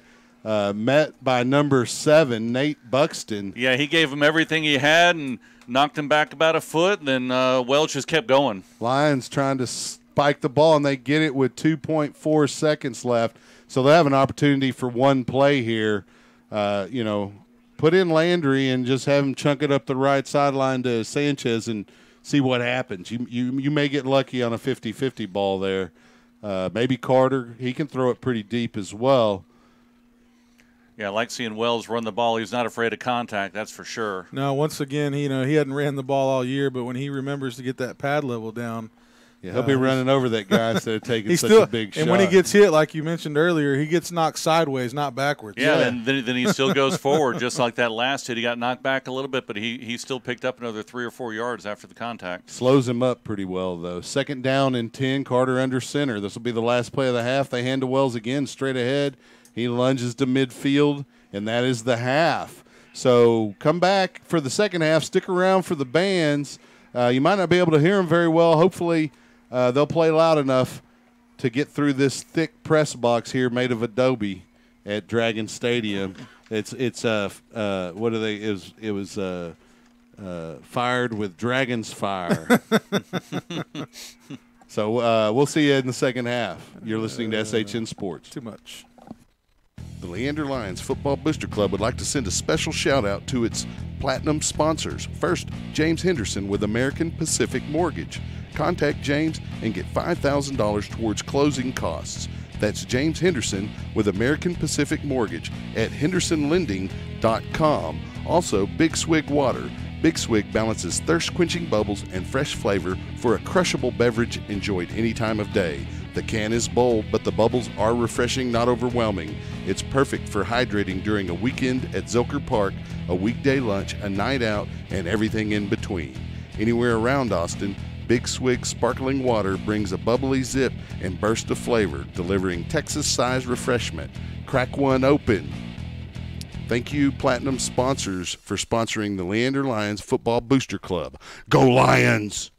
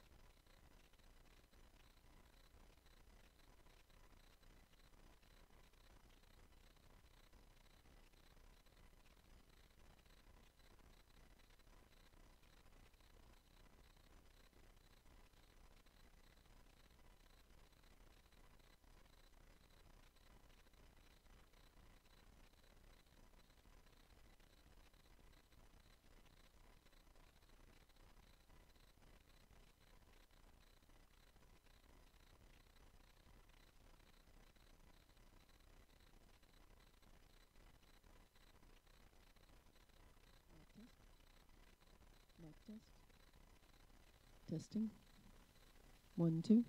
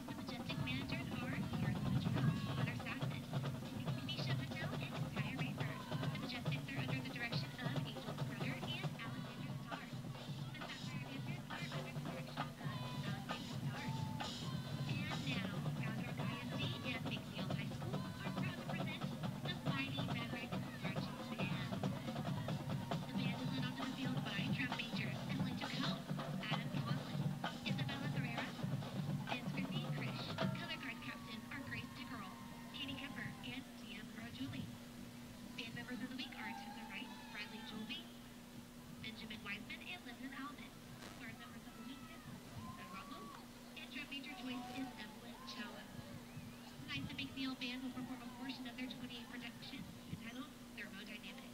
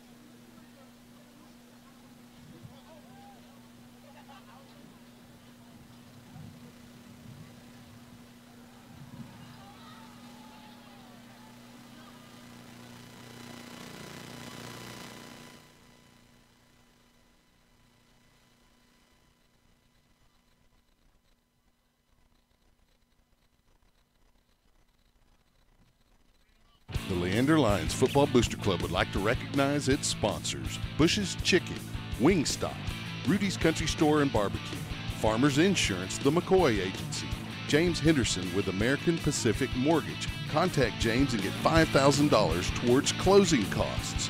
Amy Maddox with Allstate. You're in good hands. Stephanie Biggs with Blue Door Realty Group. Mighty Fine Burgers, Fries, and Shakes. Randy Hoff with Lexus of Austin. Dana Kerr Photography. Earl and Janice Lott. Milo Aquatics, Pool Service and Remodels, and Big Swig Water. Thanks to all of the Leander Lion Football Booster Club sponsors. We appreciate your generosity. Go Lions! Welcome back to Dragon Stadium for the second half of the game between the Leander Lions and the McNeil Mavericks. 13-6A high school football here in the state of Texas. We're in Round Rock, Texas at the campus of Round Rock High School. We mentioned earlier in the broadcast, but if you're just tuning in, you may need the information. The game was originally scheduled to be played at the Palace, formerly named, or not former, but formally named Kelly Reeves Athletic Complex. There was apparently a problem with the lighting there. They had a whole bank of lights go out, and so last night there was a tweet and emails sent out to everyone informing them that we would be at Dragon Stadium, and that's where we are. Mavericks lead the Lions 34-13. Unfortunately for Leander, they'll be kicking off here as the Mavericks won the toss and deferred to the second half. Leander opened the game, drove, got a couple of first downs, fumbled. The Mavericks did the same thing, got a couple of first downs, fumbled. Lions drove down, got a touchdown. Mavericks, very first play on their next possession, threw a 76-yard touchdown pass down the left sideline. And really the Maverick offense has been hitting on most, if not all, cylinders here in the latter part of that first half, latter part of the first quarter on through the second quarter. So Leander brings out Eli Gaiman to kick off. Back deep to receive for the Mavericks. It's kind of an odd angle for me. It looks like it's going to be, I believe it's number 5 and number 17. Medina, and number 17 is Blake Henke. So Gaiman lines up his kick. Gets a nice kick. It's going to be fielded right around the 5-yard line. And great tackle. Nice coverage and tackle by 32, Kevon Spence.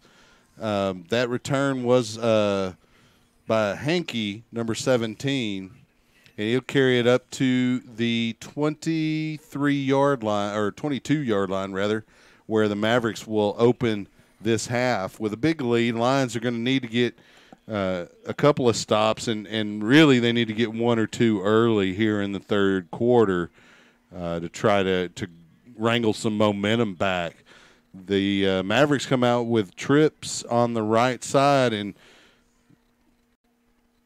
Dampier hands off to the running back straight ahead, Campier rather, and he picks up about 8 yards, and that's going to probably be Winston Hutchinson. I didn't get his number. Yeah, it is.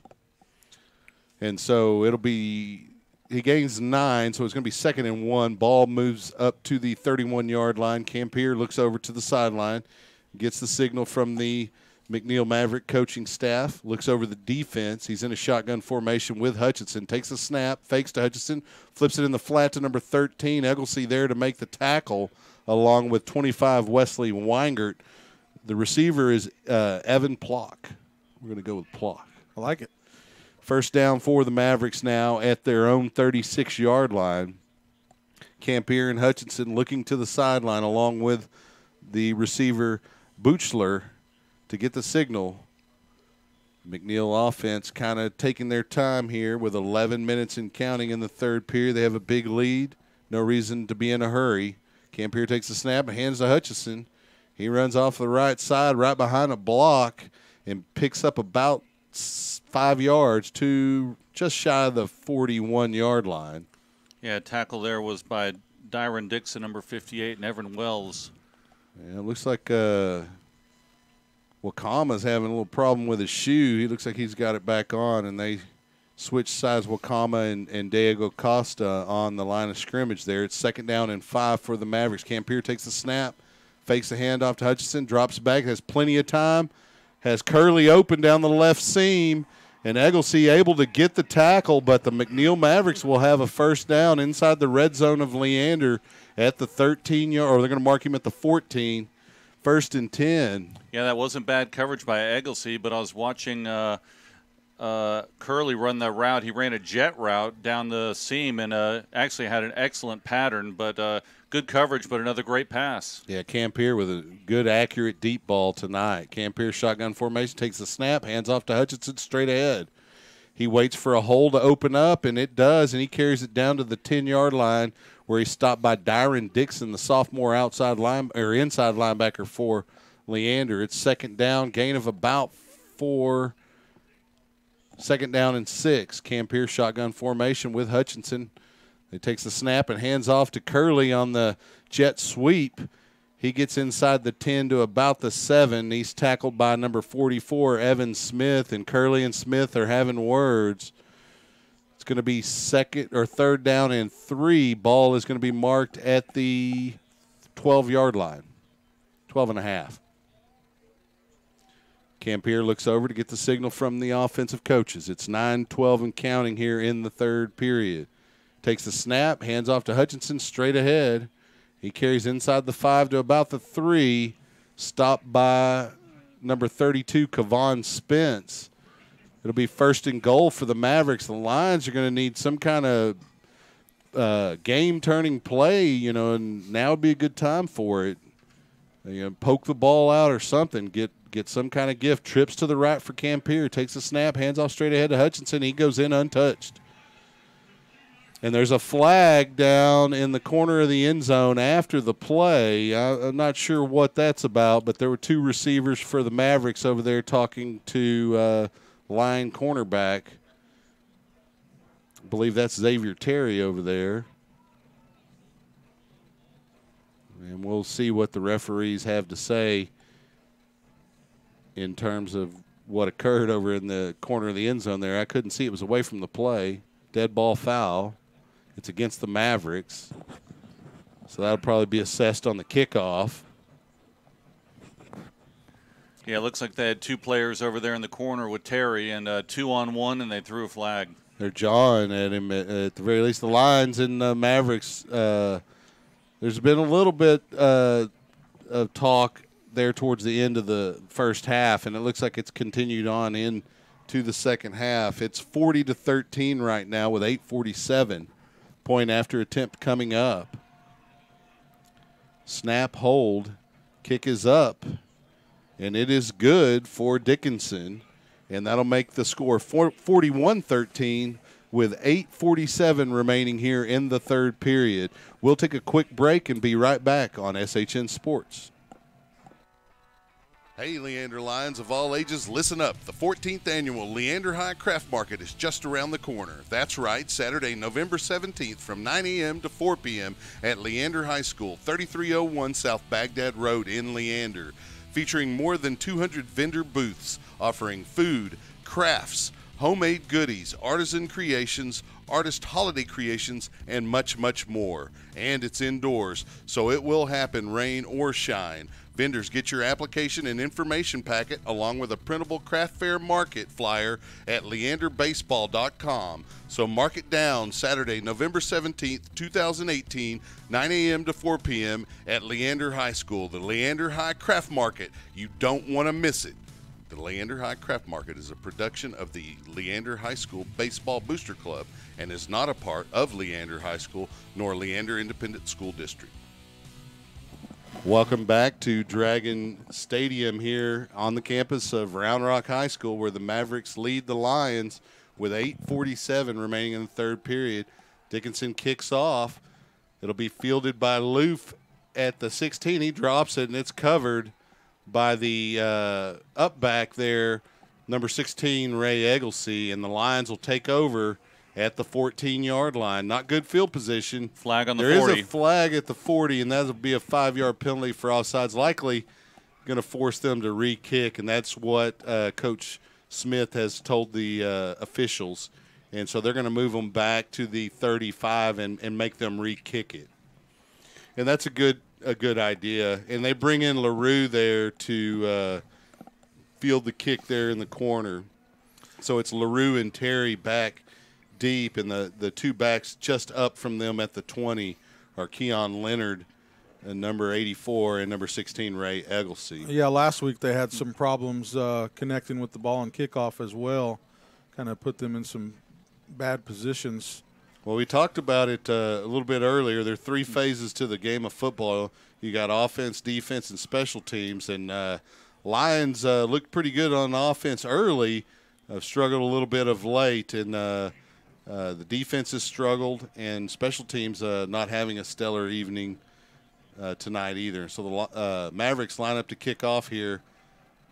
It's going to be a short pooch kick, fair caught by Ray Egglesey at the 31. And so Lions basically get 1 yard on that penalty had Loof caught the fair catch. And so they'll start this drive off at the 31. And, you know, you just want to build on what you had there in the first half early. And just continue to get better. Because once you get down like this, you want to come back, and there's still plenty of football to be played, but you want to improve play to play, series to series, and going into the next game. Yeah, and we saw Rashad last week, one play, spark off and get a touchdown right out of the half. So he's under center, takes the snap, rolls to his left, has McDaniel in front of him, picks up a block from McDaniels and runs out of bounds right around the 37-yard line. So that's a gain of about 6. Good choice by McDaniel coming back and picking up the block, taking out 2 trailers, and Rashad was able to get around the corner. Yeah, he was initially the pitch man on that play, but the way that it developed, it was a nice adjustment by him to recognize that he had become a blocker. 2nd down and 4 for the Lions, ball at the 37-yard line. Carter takes the snap, rolls out, hands to LaRue on a little counter play, and he spins past the 45, is hit and knocked down about the 48. It'll be a first down Lions there. Nice run, nice play design there. Yeah, it was a great burst by LaRue. So the Lions here with a first down, 8:27 and counting. They huddle. Can't spend too much time in the huddle here in the second half if you're going to try to make a run at this. No, they may just want to get up on the line and start playing calls. They got to get a lot of offensive plays here this second half. Carter under center in the backfield as Wells. McDaniel's in motion. They hand to him on a counter, and they're waiting on him as number 42, who's had a pretty good ball game, Samuel Latham, senior defensive lineman for the Mavericks. That'll move the ball to the 45, and we'll have a timeout on the field. An official's timeout. We'll stay here with the broadcast, at least for the time being. 7:59 remaining. The Mavs up big. Lions here with 2nd and about 13. What play call do you come out with here, Mark? I try and go deep at this point. I mean, you've sucked them up on a lot of these zone reads and the veer. I'd actually maybe try and do some type of play action, have them roll out a little bit further and hit someone on the backside. At least try something different here to get a big play. What about you, Gary? What would you do? Yeah, I'd have to agree. I've been pushing the pass for quite a while now. You know, they've been very one-sided in terms of one-trick pony in terms of running the ball, which is what this offense is designed for, so to speak. Right. You know, you've got to, especially at this level of football, playing against these offenses that they play against in this district, you've got to find ways to open up the field, and you've got so many tricks to this offense where you can suck people in, you know, by bringing a Riley Wells in and have some misdirection. You have to take advantage of that, and I'll tell you what I would do here. I'd bring a back or a receiver in motion like Loof, and pitch him the ball and have him throw it downfield. Carter takes the snap, and they hand off on a run play to LaRue. He cuts inside. We got a flag that comes flying in late. Could be an illegal block. We'll see here. It's going to be a hold against the Lions, and that'll kill this drive. Well, maybe not. That was second down. We'll see what the Maverick coaching staff decides. They want to push them back or decline the penalty. Yeah, Leander has quite a few quarterbacks on their sideline, past and present. They've got many options to run a play like that. So it looks like they're going to accept the penalty, which will push the line of scrimmage to the Leander 35. They need the McNeil 42 for a first down. It is still second down, so they got 2 plays to pick up about 24 yards. So Carter under center. Wishbone look. They hand to Wells. Fake to Wells, and Carter's got it on the outside. Nice fake by Carter, and he gets out of bounds right around midfield and makes third and manageable. And really now you're in 2-down territory here. So it'll be 3rd and 8. They're in McNeil territory at the 49. That was a good fake. Wells took a big shot there in the middle of the field, but good job by the offensive line sealing off that side too. Yeah, great job. So it's 3rd down and then 7 here. Ball's going to be at the McNeil Maverick 49. Carter under center, double wing formation. Wells the fullback. They fake to Wells and hand to LaRue coming up behind him, and LaRue picks up the first down at the 41-yard line. And so the Lions keep this drive alive with a couple of decent plays there. Continue to march. You want to, at the very least, get some points here at the end of this drive. Looks like Wells is shaking his hand a little bit. Hopefully that doesn't affect his ball control. Lions in a huddle here. They break. Move to the line of scrimmage. It's 1st and 10. Ball on the Maverick 41. Wells, the fullback, has a running back in the backfield with him. That's number 23, Puckett. Carter was thinking about pitching, and he puts the ball on the ground because he thought twice about it, and it got loose, and there's a recovery for the Mavericks of the 3rd fumble for Leander tonight. That'll kill the drive every time. Number 20 there defensively, Malachi McMillan, the junior linebacker, will get a recovery, and the Mavericks will have it at their own 48, up big with 6:50 remaining here. Yeah, you talked about Carter wanting to pitch, and then he held it. Then he tried to get it back again, and by that time it slipped out. Sometimes you just got to take the down and, take the next play. Mavericks. You can't try and make too much happen. Campier and the Mavericks come out with trips down on the McNeil sideline here, and there's a snap. And he's looking that way, and he flips it out to Curley. He picks up a block. He's going down the sideline, and they force him out of bounds. Kavon Spence does at the 38. Dimitri Drayton had a shot at him, just missed him. It would have been no gain had Drayton made that tackle, but he missed it. It's going to be 1st down and 10 now at the line 38 for the Mavericks. And McNeil going with fast tempo here. Okay, they got the defense on their heels, and they hand to Hutchinson straight ahead. He picks up about 6 yards. Yeah, that's their style of offense. It's been working, and they're not going to change anything. I'm surprised they're not getting in the huddle, burning a little more clock between plays, but they've been successful all night long, so they're just going to keep running it. It's about tempo. Yeah, Weingart on the stop there for the Lions. It's 2nd down and 5. The Mavericks have the ball at the 33-yard line of Leander. Campier looks over to the sideline, has the running back 25, Donovan Brown, in the backfield. They bring Curley in motion. Fake to Curley, hand to Brown. He's got a lane up the middle, and he's tackled by Xavier Terry right around the 23-yard line, about a 14-yard gain for a 1st down. And the Mavericks continue to march against this Lion defense. Clock burning, 5:53 and counting here in the 3rd period. Yeah, they've just been able to pick and choose whatever they want to get something going on offense here, these Mavericks. The middle of the defense has just been getting eaten up. Yeah, it's tough sledding in there. Campier's pass is intercepted by the Lions.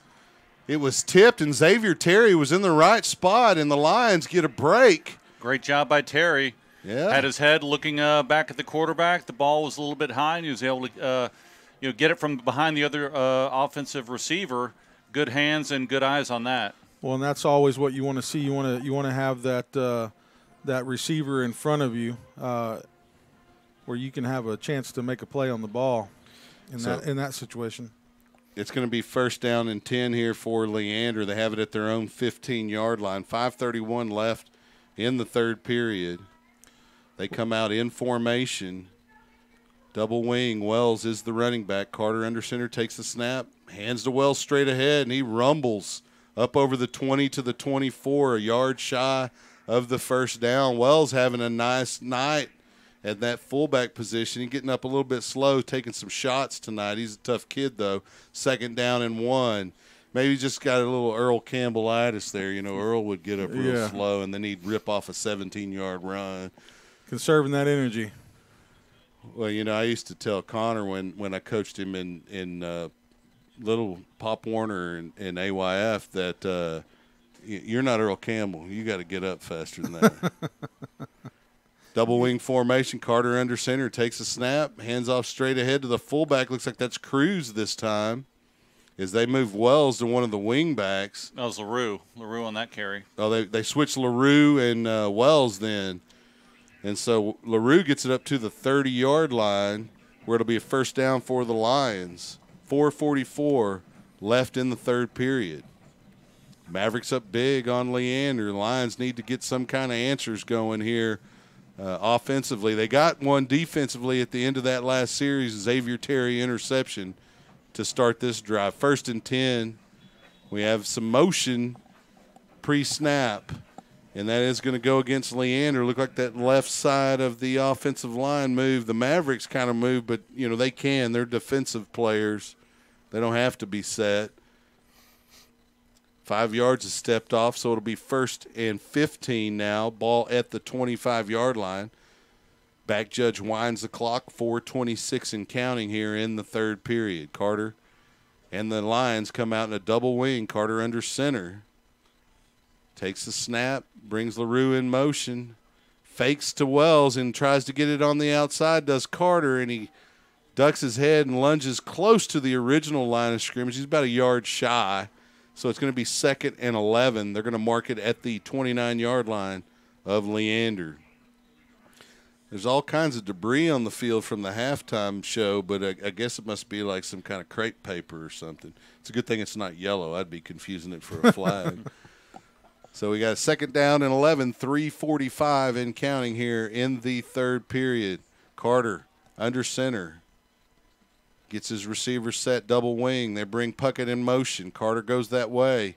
Pulls up and passes complete to Ishmael Sanchez, who breaks a tackle at the 39 and gets it up over the 40 to the 43 for a 1st down. Leander with 3:30 and counting once they set the chains here. The Lions will huddle. They're not in a big hurry, and it looks like what they want to do here is just continue to get better and have successful series and drives. The Lion defense needs to do the same thing as we work towards and through this 2018 season. Carter takes a snap, and they hand to LaRue on a little counter play coming from the left wing. He jumps over some tacklers up to midfield where he stopped, a gain of about 7. Nice run by LaRue there.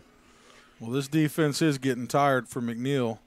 They haven't had the points to show for what they've done, but this dose of running they've had coming at them all night has well, you can see all their hands are on their out. hips, and that is the first indicator. The second is when they get the hands on the knees.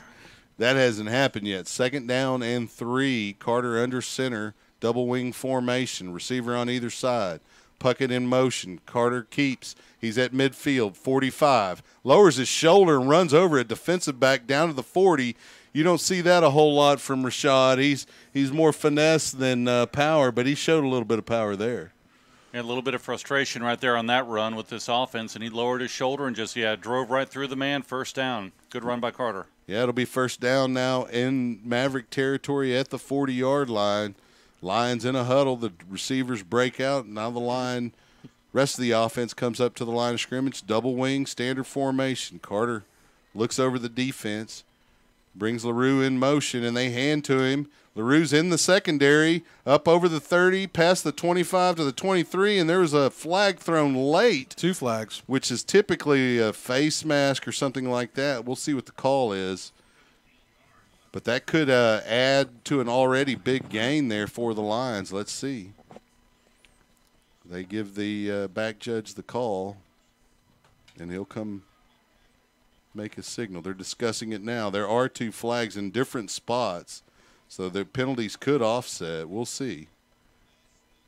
Personal foul. And he stopped his signal. He wants to make sure he's clear. So we'll see. They're having a little bit of a discussion over the call. And we're going to get a call here. It is a personal foul. And it looks like it's going against McNeil based on the motion. Oh, hands to the face.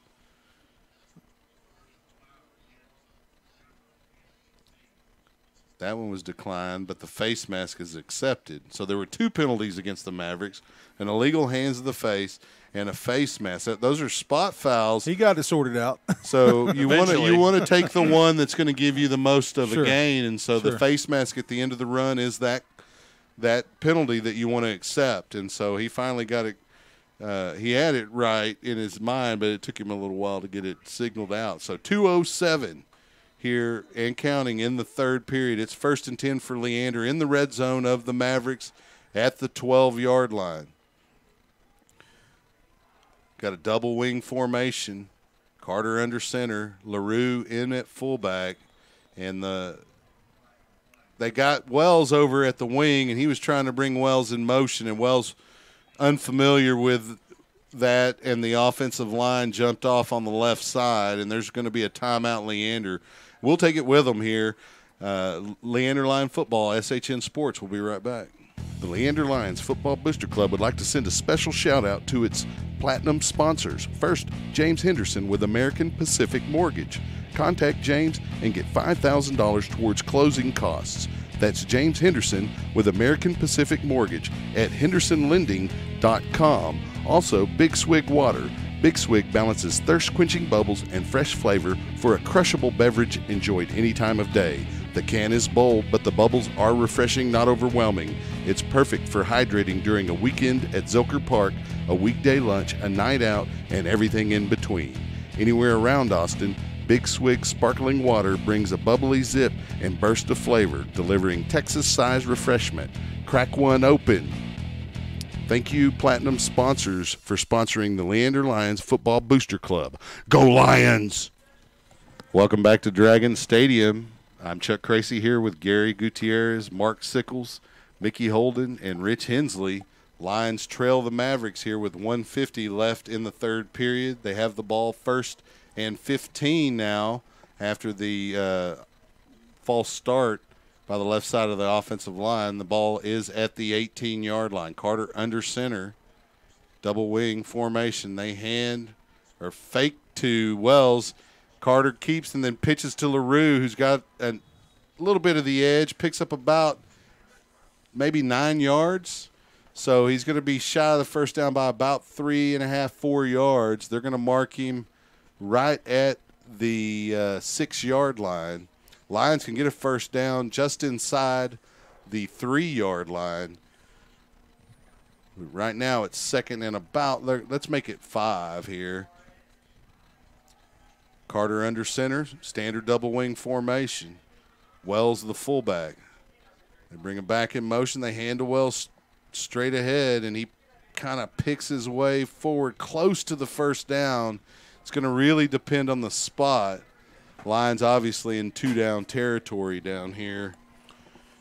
Down big to the Mavericks. He's going to be about a yard short. So it'll be 3rd and 1. Lions have it at the 4-yard line. Well, about 3.5-yard line. So you let Riley Wells here clear the path. Yeah, at the very least, or give him the ball again. Looks like they're going to put him on the wing. LaRue is the fullback in the double wing, and they bring Puckett in motion. They hand to LaRue straight ahead, who drives into the – he stopped just shy at the goal line. Right off of Riley Wells, too. But it'll be a 1st and goal for Leander. And so the Lions excited. An opportunity here to put some points on the board here. Just under a minute and counting left in the quarter. The Lions will huddle. There's about 15 or 20-second difference between the play clock and the game clock. First and goal, Carter under center. LaRue the fullback. They bring Puckett in motion. They hand to LaRue straight ahead. He drives in for the score. No, they stopped him just shy, it looks like. Crazy. I guess the angle made it look like a score from here, but the clock is still burning here in the third. And it'll be second and goal for Leander, and they may let this clock run down and take a moment. It's almost a free timeout here. And that looks like that's what they're going to do because they're not hustling to the line of scrimmage at all. There's about 5 seconds left. And so at the end of the third period, the Mavericks up big on Leander. Lions looking to add to their point total. We'll take a break. We'll be right back. Leander Lion football on SHN Sports. Hey, Leander Lions of all ages, listen up. The 14th annual Leander High Craft Market is just around the corner. That's right, Saturday, November 17th from 9 a.m. to 4 p.m. at Leander High School, 3301 South Baghdad Road in Leander. Featuring more than 200 vendor booths offering food, crafts, homemade goodies, artisan creations, artist holiday creations, and much, much more. And it's indoors, so it will happen, rain or shine. Vendors, get your application and information packet along with a printable craft fair market flyer at leanderbaseball.com. So mark it down, Saturday, November 17th, 2018, 9 a.m. to 4 p.m. at Leander High School, the Leander High Craft Market. You don't want to miss it. The Leander High Craft Market is a production of the Leander High School Baseball Booster Club and is not a part of Leander High School nor Leander Independent School District. Welcome back to Dragon Stadium. As you can see, the ball is marked centimeters from the goal line. I thought LaRue was able to get that ball in on the run. Lions really have no excuse here but to score some points. They're that close to the goal line. If I'm Coach Smith, I'm quarterback sneaking this straight ahead behind Big Eric Locust, the senior center, and Mavericks in the jumbo defense, and Carter takes it and he jumps in. Not quite a Walter Payton, but a kind of Walter Payton-esque jump over Locust, and he gets the touchdown for Leander. That'll run their total to 19 with a point after attempt coming up for junior Eli Gaiman. Yeah, Rashad was so close to the goal line. Riley Wells didn't even have to get out of the backfield. All he had to do is take the snap and put the ball forward, and it was a touchdown. So Gaiman gets the extra point for Leander, and the score now 41-20 with 11:56 left in the game. That's only 3 scores down. I mean, it's a lot with this offense, but, Gary, it's certainly not over. A couple of big plays or turnovers, mistakes by the Mavericks, and the Lions could find themselves right back in this thing. Yeah, you gotta get out here and handle them with the defense. You know, they've had trouble in all facets of the defense with the passing game. Of course, you knew McNeil was going to come in here and pass on you tonight. That's inevitable. But the running game has also been getting going, and they've just been slashing Leander defense up the middle. So many guys have ran up the middle untouched on several occasions, and being able to get back past that second level of defense and do some damage. So, got to find some answers for that. They double the nose, and if they seal them one way or another, and the linebacker's not there to fill that hole, it's a long way before you reach the secondary. Yeah, and the other thing is they're often putting trips on one side and with a single receiver on the other side, spreading out the defense, which leaves that middle vulnerable. Lions going to attempt an onside here with 11:56 left in the game.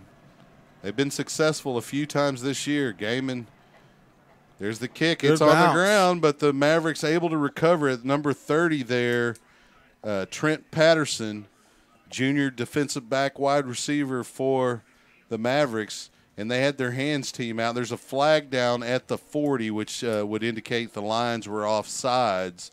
I would assume the Mavericks will just take that on the end of the kick, and that'll move the ball into Lion territory, probably the 48, because they're standing at the McNeil 47. So they'll step off the 5 there. It'll be 1st and 10 for the Mavericks in Lion territory at the start of this drive. Now, an onside could have been that play, but, we've had an interception kill the last Maverick drive and allow the Lions time to march down and score touchdowns. So the defense needs to stand up and make another play here. Campier in a shotgun has 2 backs in the backfield. They hand to one going left to right, tackled by Egglesey. That is Hutchinson. Lead blocker was Brown, number 25. They pick up about 5 yards. They're going to mark him at the 43-yard line, so it'll be 2nd and 5. Need a negative play right here. A sack, a fumble, interception, even a McNeil hold. Any kind of penalty can kill a drive and assist the Lions here, but you want it to be a play that your guys make. So Campier, shotgun formation, takes the snap, fakes to Hutchinson, flips it out in the flat to Curley, and he steps out of bounds as he tries to break a couple of line tackles. And so after all of that, he only ends up with a gain of 1. Yeah, great job by the DBs on that side to free themselves of that block and get in there and disrupt that play. Yeah, they brought the blitz in from that side and left him out there on an island. Great job keeping him from breaking through for a touchdown there. So it's 3rd down and 4, ball at the 42. They need the 38-yard line. Campier has Hutchinson in the backfield, fakes to him, flips it out into the flat, complete to number 17, and that is Blake Hinkey. He's tackled by number 7, Dimitri Drayton, but not before he picks up a 1st down at the Lion 37. Clock moving at 10:55. Campier looking over to the sideline for signals from the coaching staff. The Mavericks showing trips on their sideline here. Pre-formation. They got no receivers on the left side of the formation at the moment. Play clock's down to about 15. They're working the clock a little bit here. Campier, shotgun formation. Hands to Hutchinson straight ahead. He's tackled by Dyron Dixon. Nice job by the sophomore linebacker. Minimize that gain to about 2. Also there, Diego Costa, AM. 2nd down and 7. Ball at the Lion 34-yard line. Yeah, Dixon's going to be around here a couple years. He's only going to improve with him and number 90, sophomore Kracy. Connor Kracy, future of this team. Anglesey. Already stepping up and making big game plays. 2nd down, they hand off to Hutchinson, and he's lit up by a bunch of different lines. He bounced off a few of them. First it was Spence and Dixon, but kind of broke loose from that, was tackled by number 25, Wesley Weingart. And so it's going to be 3rd down now and 7. Ball is marked at the 38-yard line of Leander. A big play here for the Lions. It's really 2-down territory if you're going to go for it, as if you're trying to score as many points and work on your offense. If you're the Mavericks, you kind of want to force them into that decision at the very least. Yeah. Trips to the right of the formation for Campier. There's a snap, and they hand to Hutchinson, or Brown, rather. I can't A little tell. short. Yeah, McNeil finally starting to eat up some of the clock, or try to, for that matter, slowing down their tempo a little bit. So he picked up about 4. It's going to be 4th and 1. Huge play here for the Leander defense. Now it's time to dig deep if you're a Leander line defender here. Campier looking to the sideline. I would expect McNeil maybe even use a timeout here after they burn the clock down. They're not going to. Campier under center, looking over the defense, takes the snap, hands to the running back. He's got a lane up the middle, and Hutchinson is gone. Once again, untouched.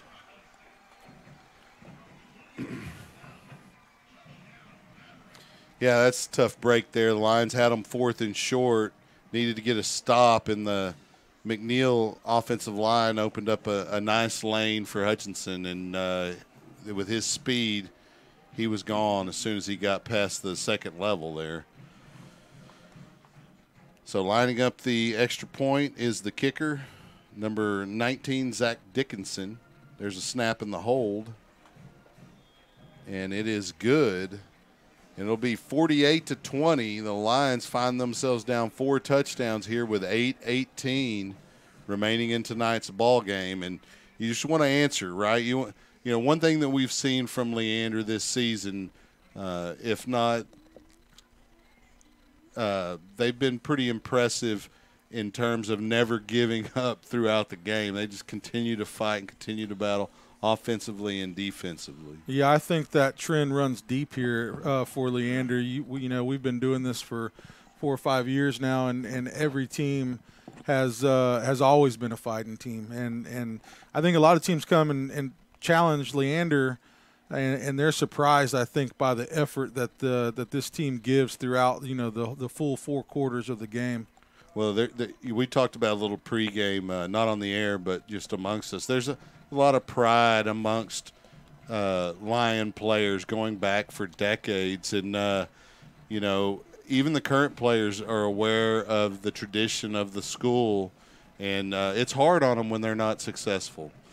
And so the short kick is going to be fielded by Ishmael Sanchez at the 32. Incidental contact. Yeah, it was incidental. He was being blocked into Sanchez. As a Lion, you want to get a flag there if you can, but nice job by the official noting that he was knocked into the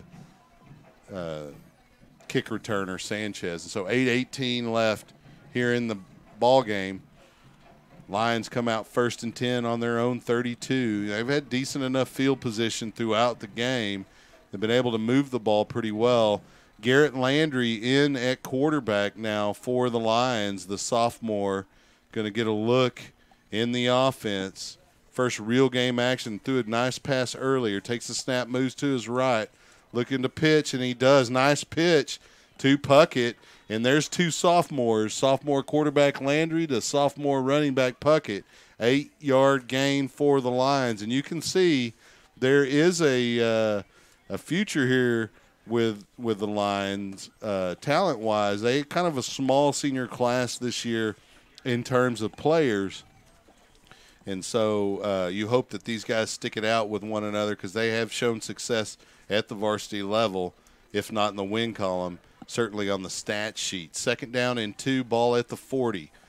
Landry under center, takes the snap, moving to his left. Keeps straight ahead, spins at the 45, picks up the 1st down, and gets it all the way to the 48. And you see Landry, it may not look as smooth and fluid as Carter, but he has good vision in traffic when he's carrying the football. And I know this because I coached him as a youth, and he's pretty good. And let's be honest, there's very few players that are as smooth as Rashad Carter playing in this high school, Central Texas high school right now. I contend that his time, and we're going to have a timeout. We'll go on ahead and stay here.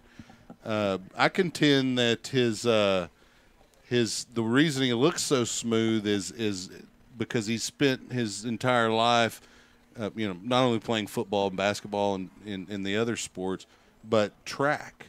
And you see guys that are football players that happen to run track, and they seem to run a little bit more fluidly. Yeah, it's more of a glide. The track coaches spend a lot of time perfecting their motion to, because when you're a fast kid like Rashad on a track, you're running against a bunch of guys just as fast as you.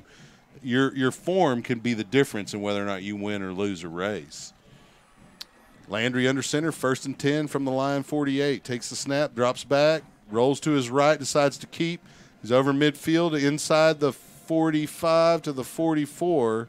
Nice gain of about 7 yards for Mr. Landry. It's going to be 2nd down and 2. Yeah, it looked like he was getting ready to pull the trigger on a pass, but he was covered, and good choice keeping the ball. Picked up a nice gain on that play. Good decision-making by the sophomore. It's 2nd down and 3. Kind of looks a little bit like Chris Sims out there in his build and look. He's got some size to him. So we got 2nd down and 3. Landry under center. Brings a man in motion. They hand to the fullback, LaRue, and he carries up near the 1st down marker and is stopped about a yard short. push back, forward progress is going to give him the 43-yard line. So it'll be 3rd and 1 for Leander, and certainly they have 2 plays to gain this yard. Got to stay out of your own way, and we got some equipment issues on both teams, and so we've got an official timeout here with 5:50. And I don't know if that's a charged timeout. Looked like they signaled a timeout to Leander from the far official from what I saw. Okay. So I didn't see that, but, yeah, it looks like they knocked it off of the scoreboard here. Again, Mavericks leading tonight's ball game. You saw some positive things from the line offense. And, while overall not the best performance from your defense, they did show up big a couple of times, and they have a lot of work to do, though. Yeah, and they've got 2 more games left here, Westwood at home next week, and then Vandergrift after that. So you'd really like to see some wins for this team, for these seniors. Outstanding group of young men. This always gets to that time of year where all season. It gets a little sad. Yeah. You get to these kids get to go to college and go on with their lives, and 2 more games. It goes so fast sometimes. Well, 3rd and 1 senior for the Lions at the 43-yard line. Garrett under center brings Xavier Terry in motion, another sophomore, and they pitch to Terry. And he gets tackled for a loss right around the 45-yard line, so it'll be 4th and about 3 for the Lions, and they'll go for it here certainly. 2 down territory, and Garrett Landry gets the call from Coach Smith and the staff, and he comes out and they huddle up. Yeah, they did. Mavericks did a good job there. They had the quarterback covered and the pitchman covered on that play. They strung it out nicely. 4th down and 3, 5:15 and counting. Garrett Landry in at quarterback, under center, brings Terry in motion, drops back, pitches to Terry, who is met in the backfield for a loss of about 3, and the Mavericks were waiting on that. Flag and we have a coming flag down, and it may be a first down Leander due to the trash talking on the field. We'll see what the call is. It was a late flag. It was after the play, so I'm not sure how that's ruled in this situation. Let's wait for the call here. Personal foul against Leander. Illegal hands to the face. It'll be a first down Mavericks, and so they'll step it off from the 44-yard line, or they'll add it to where they took over, actually. So it'll be stepped off from the 48, and that'll put it 13 yards into Leander territory. Yeah, you can see the difference in the pitching ability, the difference between Rashad and the sophomore here. Rashad does such a great job of disguising that play, which makes it so successful, and is able to read and do things last minute with his speed and burst. Number 4 will get it. Yep. He's got a long way to go and a lot to learn, but he's shown flashes of being pretty good. He can definitely throw the ball. I know he can play quarterback. I've seen it. 1st and 10 for the Mavericks. They have a new quarterback in. They hand off to Brown, and he's met by a whole host of lines, a pride, if you will. He's getting up off the bottom there. Trying to get up. Is number 51, Diego Costa AM, with a nice play. Senior night next week? It is. So 2nd down and 6, the ball at the 33-yard line.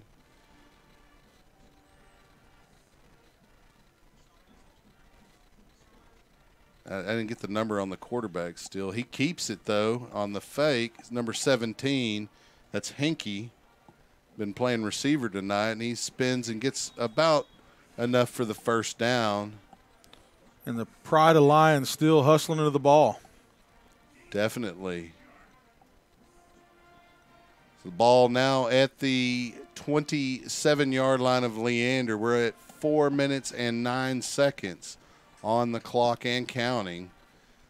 Henke looks over to the sideline. In the backfield with him is number 18, Christopher Ludicky, unless I'm reading that wrong. And I guess it could be 16. I can't see that. I think it's 18. Yeah, it's number 18. It's Ludicky back there with Henke. Henke takes the snap, hands to Ludicky. He carries off the right side, and there waiting on him is Willie Loof, number 12. Also there, Diego Costa AM and Kevon Spence as the Lions continue to hustle on the defensive side of the ball. Kevon coming all the way around from the back to make that tackle. So we got a 2nd down and 8 now for the Mavericks. They have the ball at the 24-yard line with 3:14 or pie and counting left in the game. Henke takes the snap. And nice Evan Smith play call. Henke kept it. That was great play call as Loof came in on the blitz. But he just happened to grab the running back instead of the quarterback, who pulled and was able to take it to the house with 2:59 left in tonight's ball game. And the Mavericks continue to grind up yardage tonight. They line up the point after attempt here. Dickinson is going to have to ice his foot down tonight. We got a little bit of a they're missing a player. Here he pause comes. on the field. Clock ticking down, the play clock at 5. Are they going to get it off here? They do. And the point after is good. They took every second of that play clock to get the play off. No pressure on the kicker. And so the Mavericks extend their lead here. We'll go ahead and stay here with the broadcast. There's the Dr. R.L. Peters Jr. Field. Right, we're at Dragon Stadium, but the field itself is Dr. R.L. Peters Jr. Field. You see that in the bigger stadiums. You know, they have it's DKR Royal Memorial Stadium, but it's what is it, Denison Field or something, or Denison Field House, and then they have a name for the field too. Yeah. I mean, when you've been around for so long, there's been a ton of people that have great contributions to your institution here at Round Rock. You got to find places to add names, you know, name buildings and fields and field houses and such, and so maybe not so much here at high school, but in college, money talks. Yeah, that's true. You donate a building, it usually has your name on it. So 2:59 left in tonight's ball game. Dickinson lining up to kick off to the Lions. He'll probably pooch kick it as he's done throughout the night, and he actually hits the up man, and so it's a live football, and it's maybe a McNeil Maverick football. Yeah, not really a whole lot of hustle Lions with the ball come out there. with it, and that's Sanchez battling under the pile there. Make sure that he came out with the rock there. 2:58 left in tonight's ball game. There's another game on they just tonight. gave possession to McNeil. But Sanchez came out with the ball. The back judge is giving possession to the Mavericks. The Lion offense is coming out onto the field. There's some confusion here. Back judge is indicating McNeil ball. He repeatedly keeps pointing in that direction. The Lion offense is just in shock standing out on the field. Unbelievable. 2:58 left. Not the kind of break the Lions need, their defense especially. And there'll be discussion about this, I'm sure, as the Lion coaches are out onto the field. How can our guy come out with the ball and it not be our ball? That'll be one that I want to go back and look at and see if we got a good shot of it. And it is 1st and 10 for McNeil. Ball at the 29-yard line. Henke, the quarterback. Running back is Lutke. Henke hands to Lutke. He's carrying the ball straight ahead. He's driving his feet. He's up to the 20. He just refuses to go down. Lions finally bring him down right at the 20. He's just shy of the first down marker by about a yard. 2:42 and counting in the ball game tonight. Westlake's on top of Del Valle right now, 52-0. Yeah, not a whole lot of football played on Thursday this week for some reason. Usually there's about 4 or 5 games. Getting towards the end of the year for a lot of teams, well, all the teams. And then you got postseason for some. Hankey in a shotgun, takes the snap, hands to Lutke. He's tripped up by number 51, Diego Costa, but not until after he picks up the first down at the 18. And so the Mavericks will retain possession and continue this drive into the line red zone here. We're at 2 minutes and counting left in the ball game. McNeil using most of the play clock on each of these plays. Lutke takes it, or Hinkie takes it and hands to Lutke, and he spins around. The Lions miss a couple of tackles. Flag down. Flag down, though. Kracy on that stop. We'll see what the flag is with 1:40 left. It's usually in the area of an offsides if it's, yeah, and that's what they're calling. They're looking at the McNeil coaches to see. And they decline it. So it's first down for the Mavericks. They have it at the 18-yard line. Hankey looking over to the sideline to get the signal. Clock is wound at 1:40. There's the snap. They hand to Lutke straight ahead. And he is lit up by Evan Wells. Good surge by the defensive line. You see in the backfield Costa along with Wakama. Kracy making a pile in the middle there. No gain. Third down. Yeah, as the clock's winding down, October 26th, senior night at Bible Stadium, where Leander will play Westwood. Then they end the season November 2nd against Vandergrift at Monroe Stadium. Then they have the bye November 9th. So they have 2 games left, October 26th and November 2nd. Well, those that'll be wrestling will get a week early start on the wrestling season. Oh, ball's on the ground. And the Lions battling for it. Looks like McNeil may be back on it, though. And they are. It's going to be fourth down with 43 seconds left. McNeil has 3 timeouts. I'd be shocked if they went for a field goal here and didn't let the clock run down. There's about 5-second difference in the play and game clock. The McNeil Mavericks are already lining up. The ones that are on the sideline are already lining up at midfield. And so they're going to run a regular play here on 4th and 9. Yeah, they may just run it back and kill the clock, just kind of let it run out on the play. So it's Hankey at quarterback. He takes the snap and he kneels it with 5 seconds. Looks like they're going to let the clock run out. They're going to burn it down. Well, he just stopped the clock, but they burned it down. The Lions are okay with that. And that's the ball game. As we mentioned, senior night next week at Bible. Make sure you come out and show support for these guys. They battled all year long. It may not have been the successful season that Leander fans are accustomed to, but they've continued to battle, and you've seen improvement, and you can see a flash of the future. Yeah, they definitely got some great athletes on the field for the future. Some that are in this game and some that are playing in the JV game. It's just a good future for these guys. A lot of explosive plays, to come. Mark, you got anything you want to add before No, we just close come the out and broadcast? support the boys.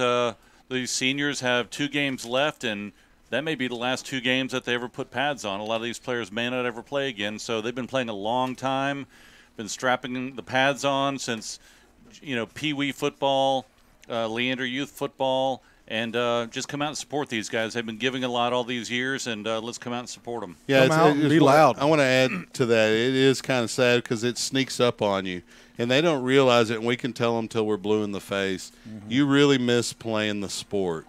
I haven't played since 1988. or 87 actually, because I graduated in 88. So when football season ended 87, we got beat by Houston C.E. King at Kyle Field. That's the last time I ever played in a real football game, and I still miss it. And you know, they don't get it, they don't understand, and sometimes they don't miss it right away. But in a couple of years, you'll see, and a lot of them end up coming back and coaching. We've talked to some of the coaches here that either went in the Marines or has a father that was a coach, and I'm not going to coach, and then here he is coaching. So, there's something to be said about the relationships that are built, both with your teammates, the coaches, and the fans. And we want you to come out and support the seniors. We try to say some good things about each senior on senior night. We're going to try to do that again this year. The list is a little shorter, as I mentioned, than in years past. But, make sure if you can't make it out that you do tune in. The Lions will take on the Westwood Warriors at Bible Friday night, 8 o'clock. That's not tomorrow, obviously. HSNsports.com. SHN Sports. We're not the home shopping network. It's like I was up till 2:30 working last night. All right, so thank you for listening, and tune in next week. We'll likely be having a podcast, although it hasn't been scheduled yet. We'll likely be having a podcast either Monday or Tuesday. Tune into that as well. Thank you for listening. For Rich Hensley on production, Mickey Holden on camera, Gary Guiterrez, and Mark Sickles on color, I'm Chuck Kracy. We'll see you next time. See you later.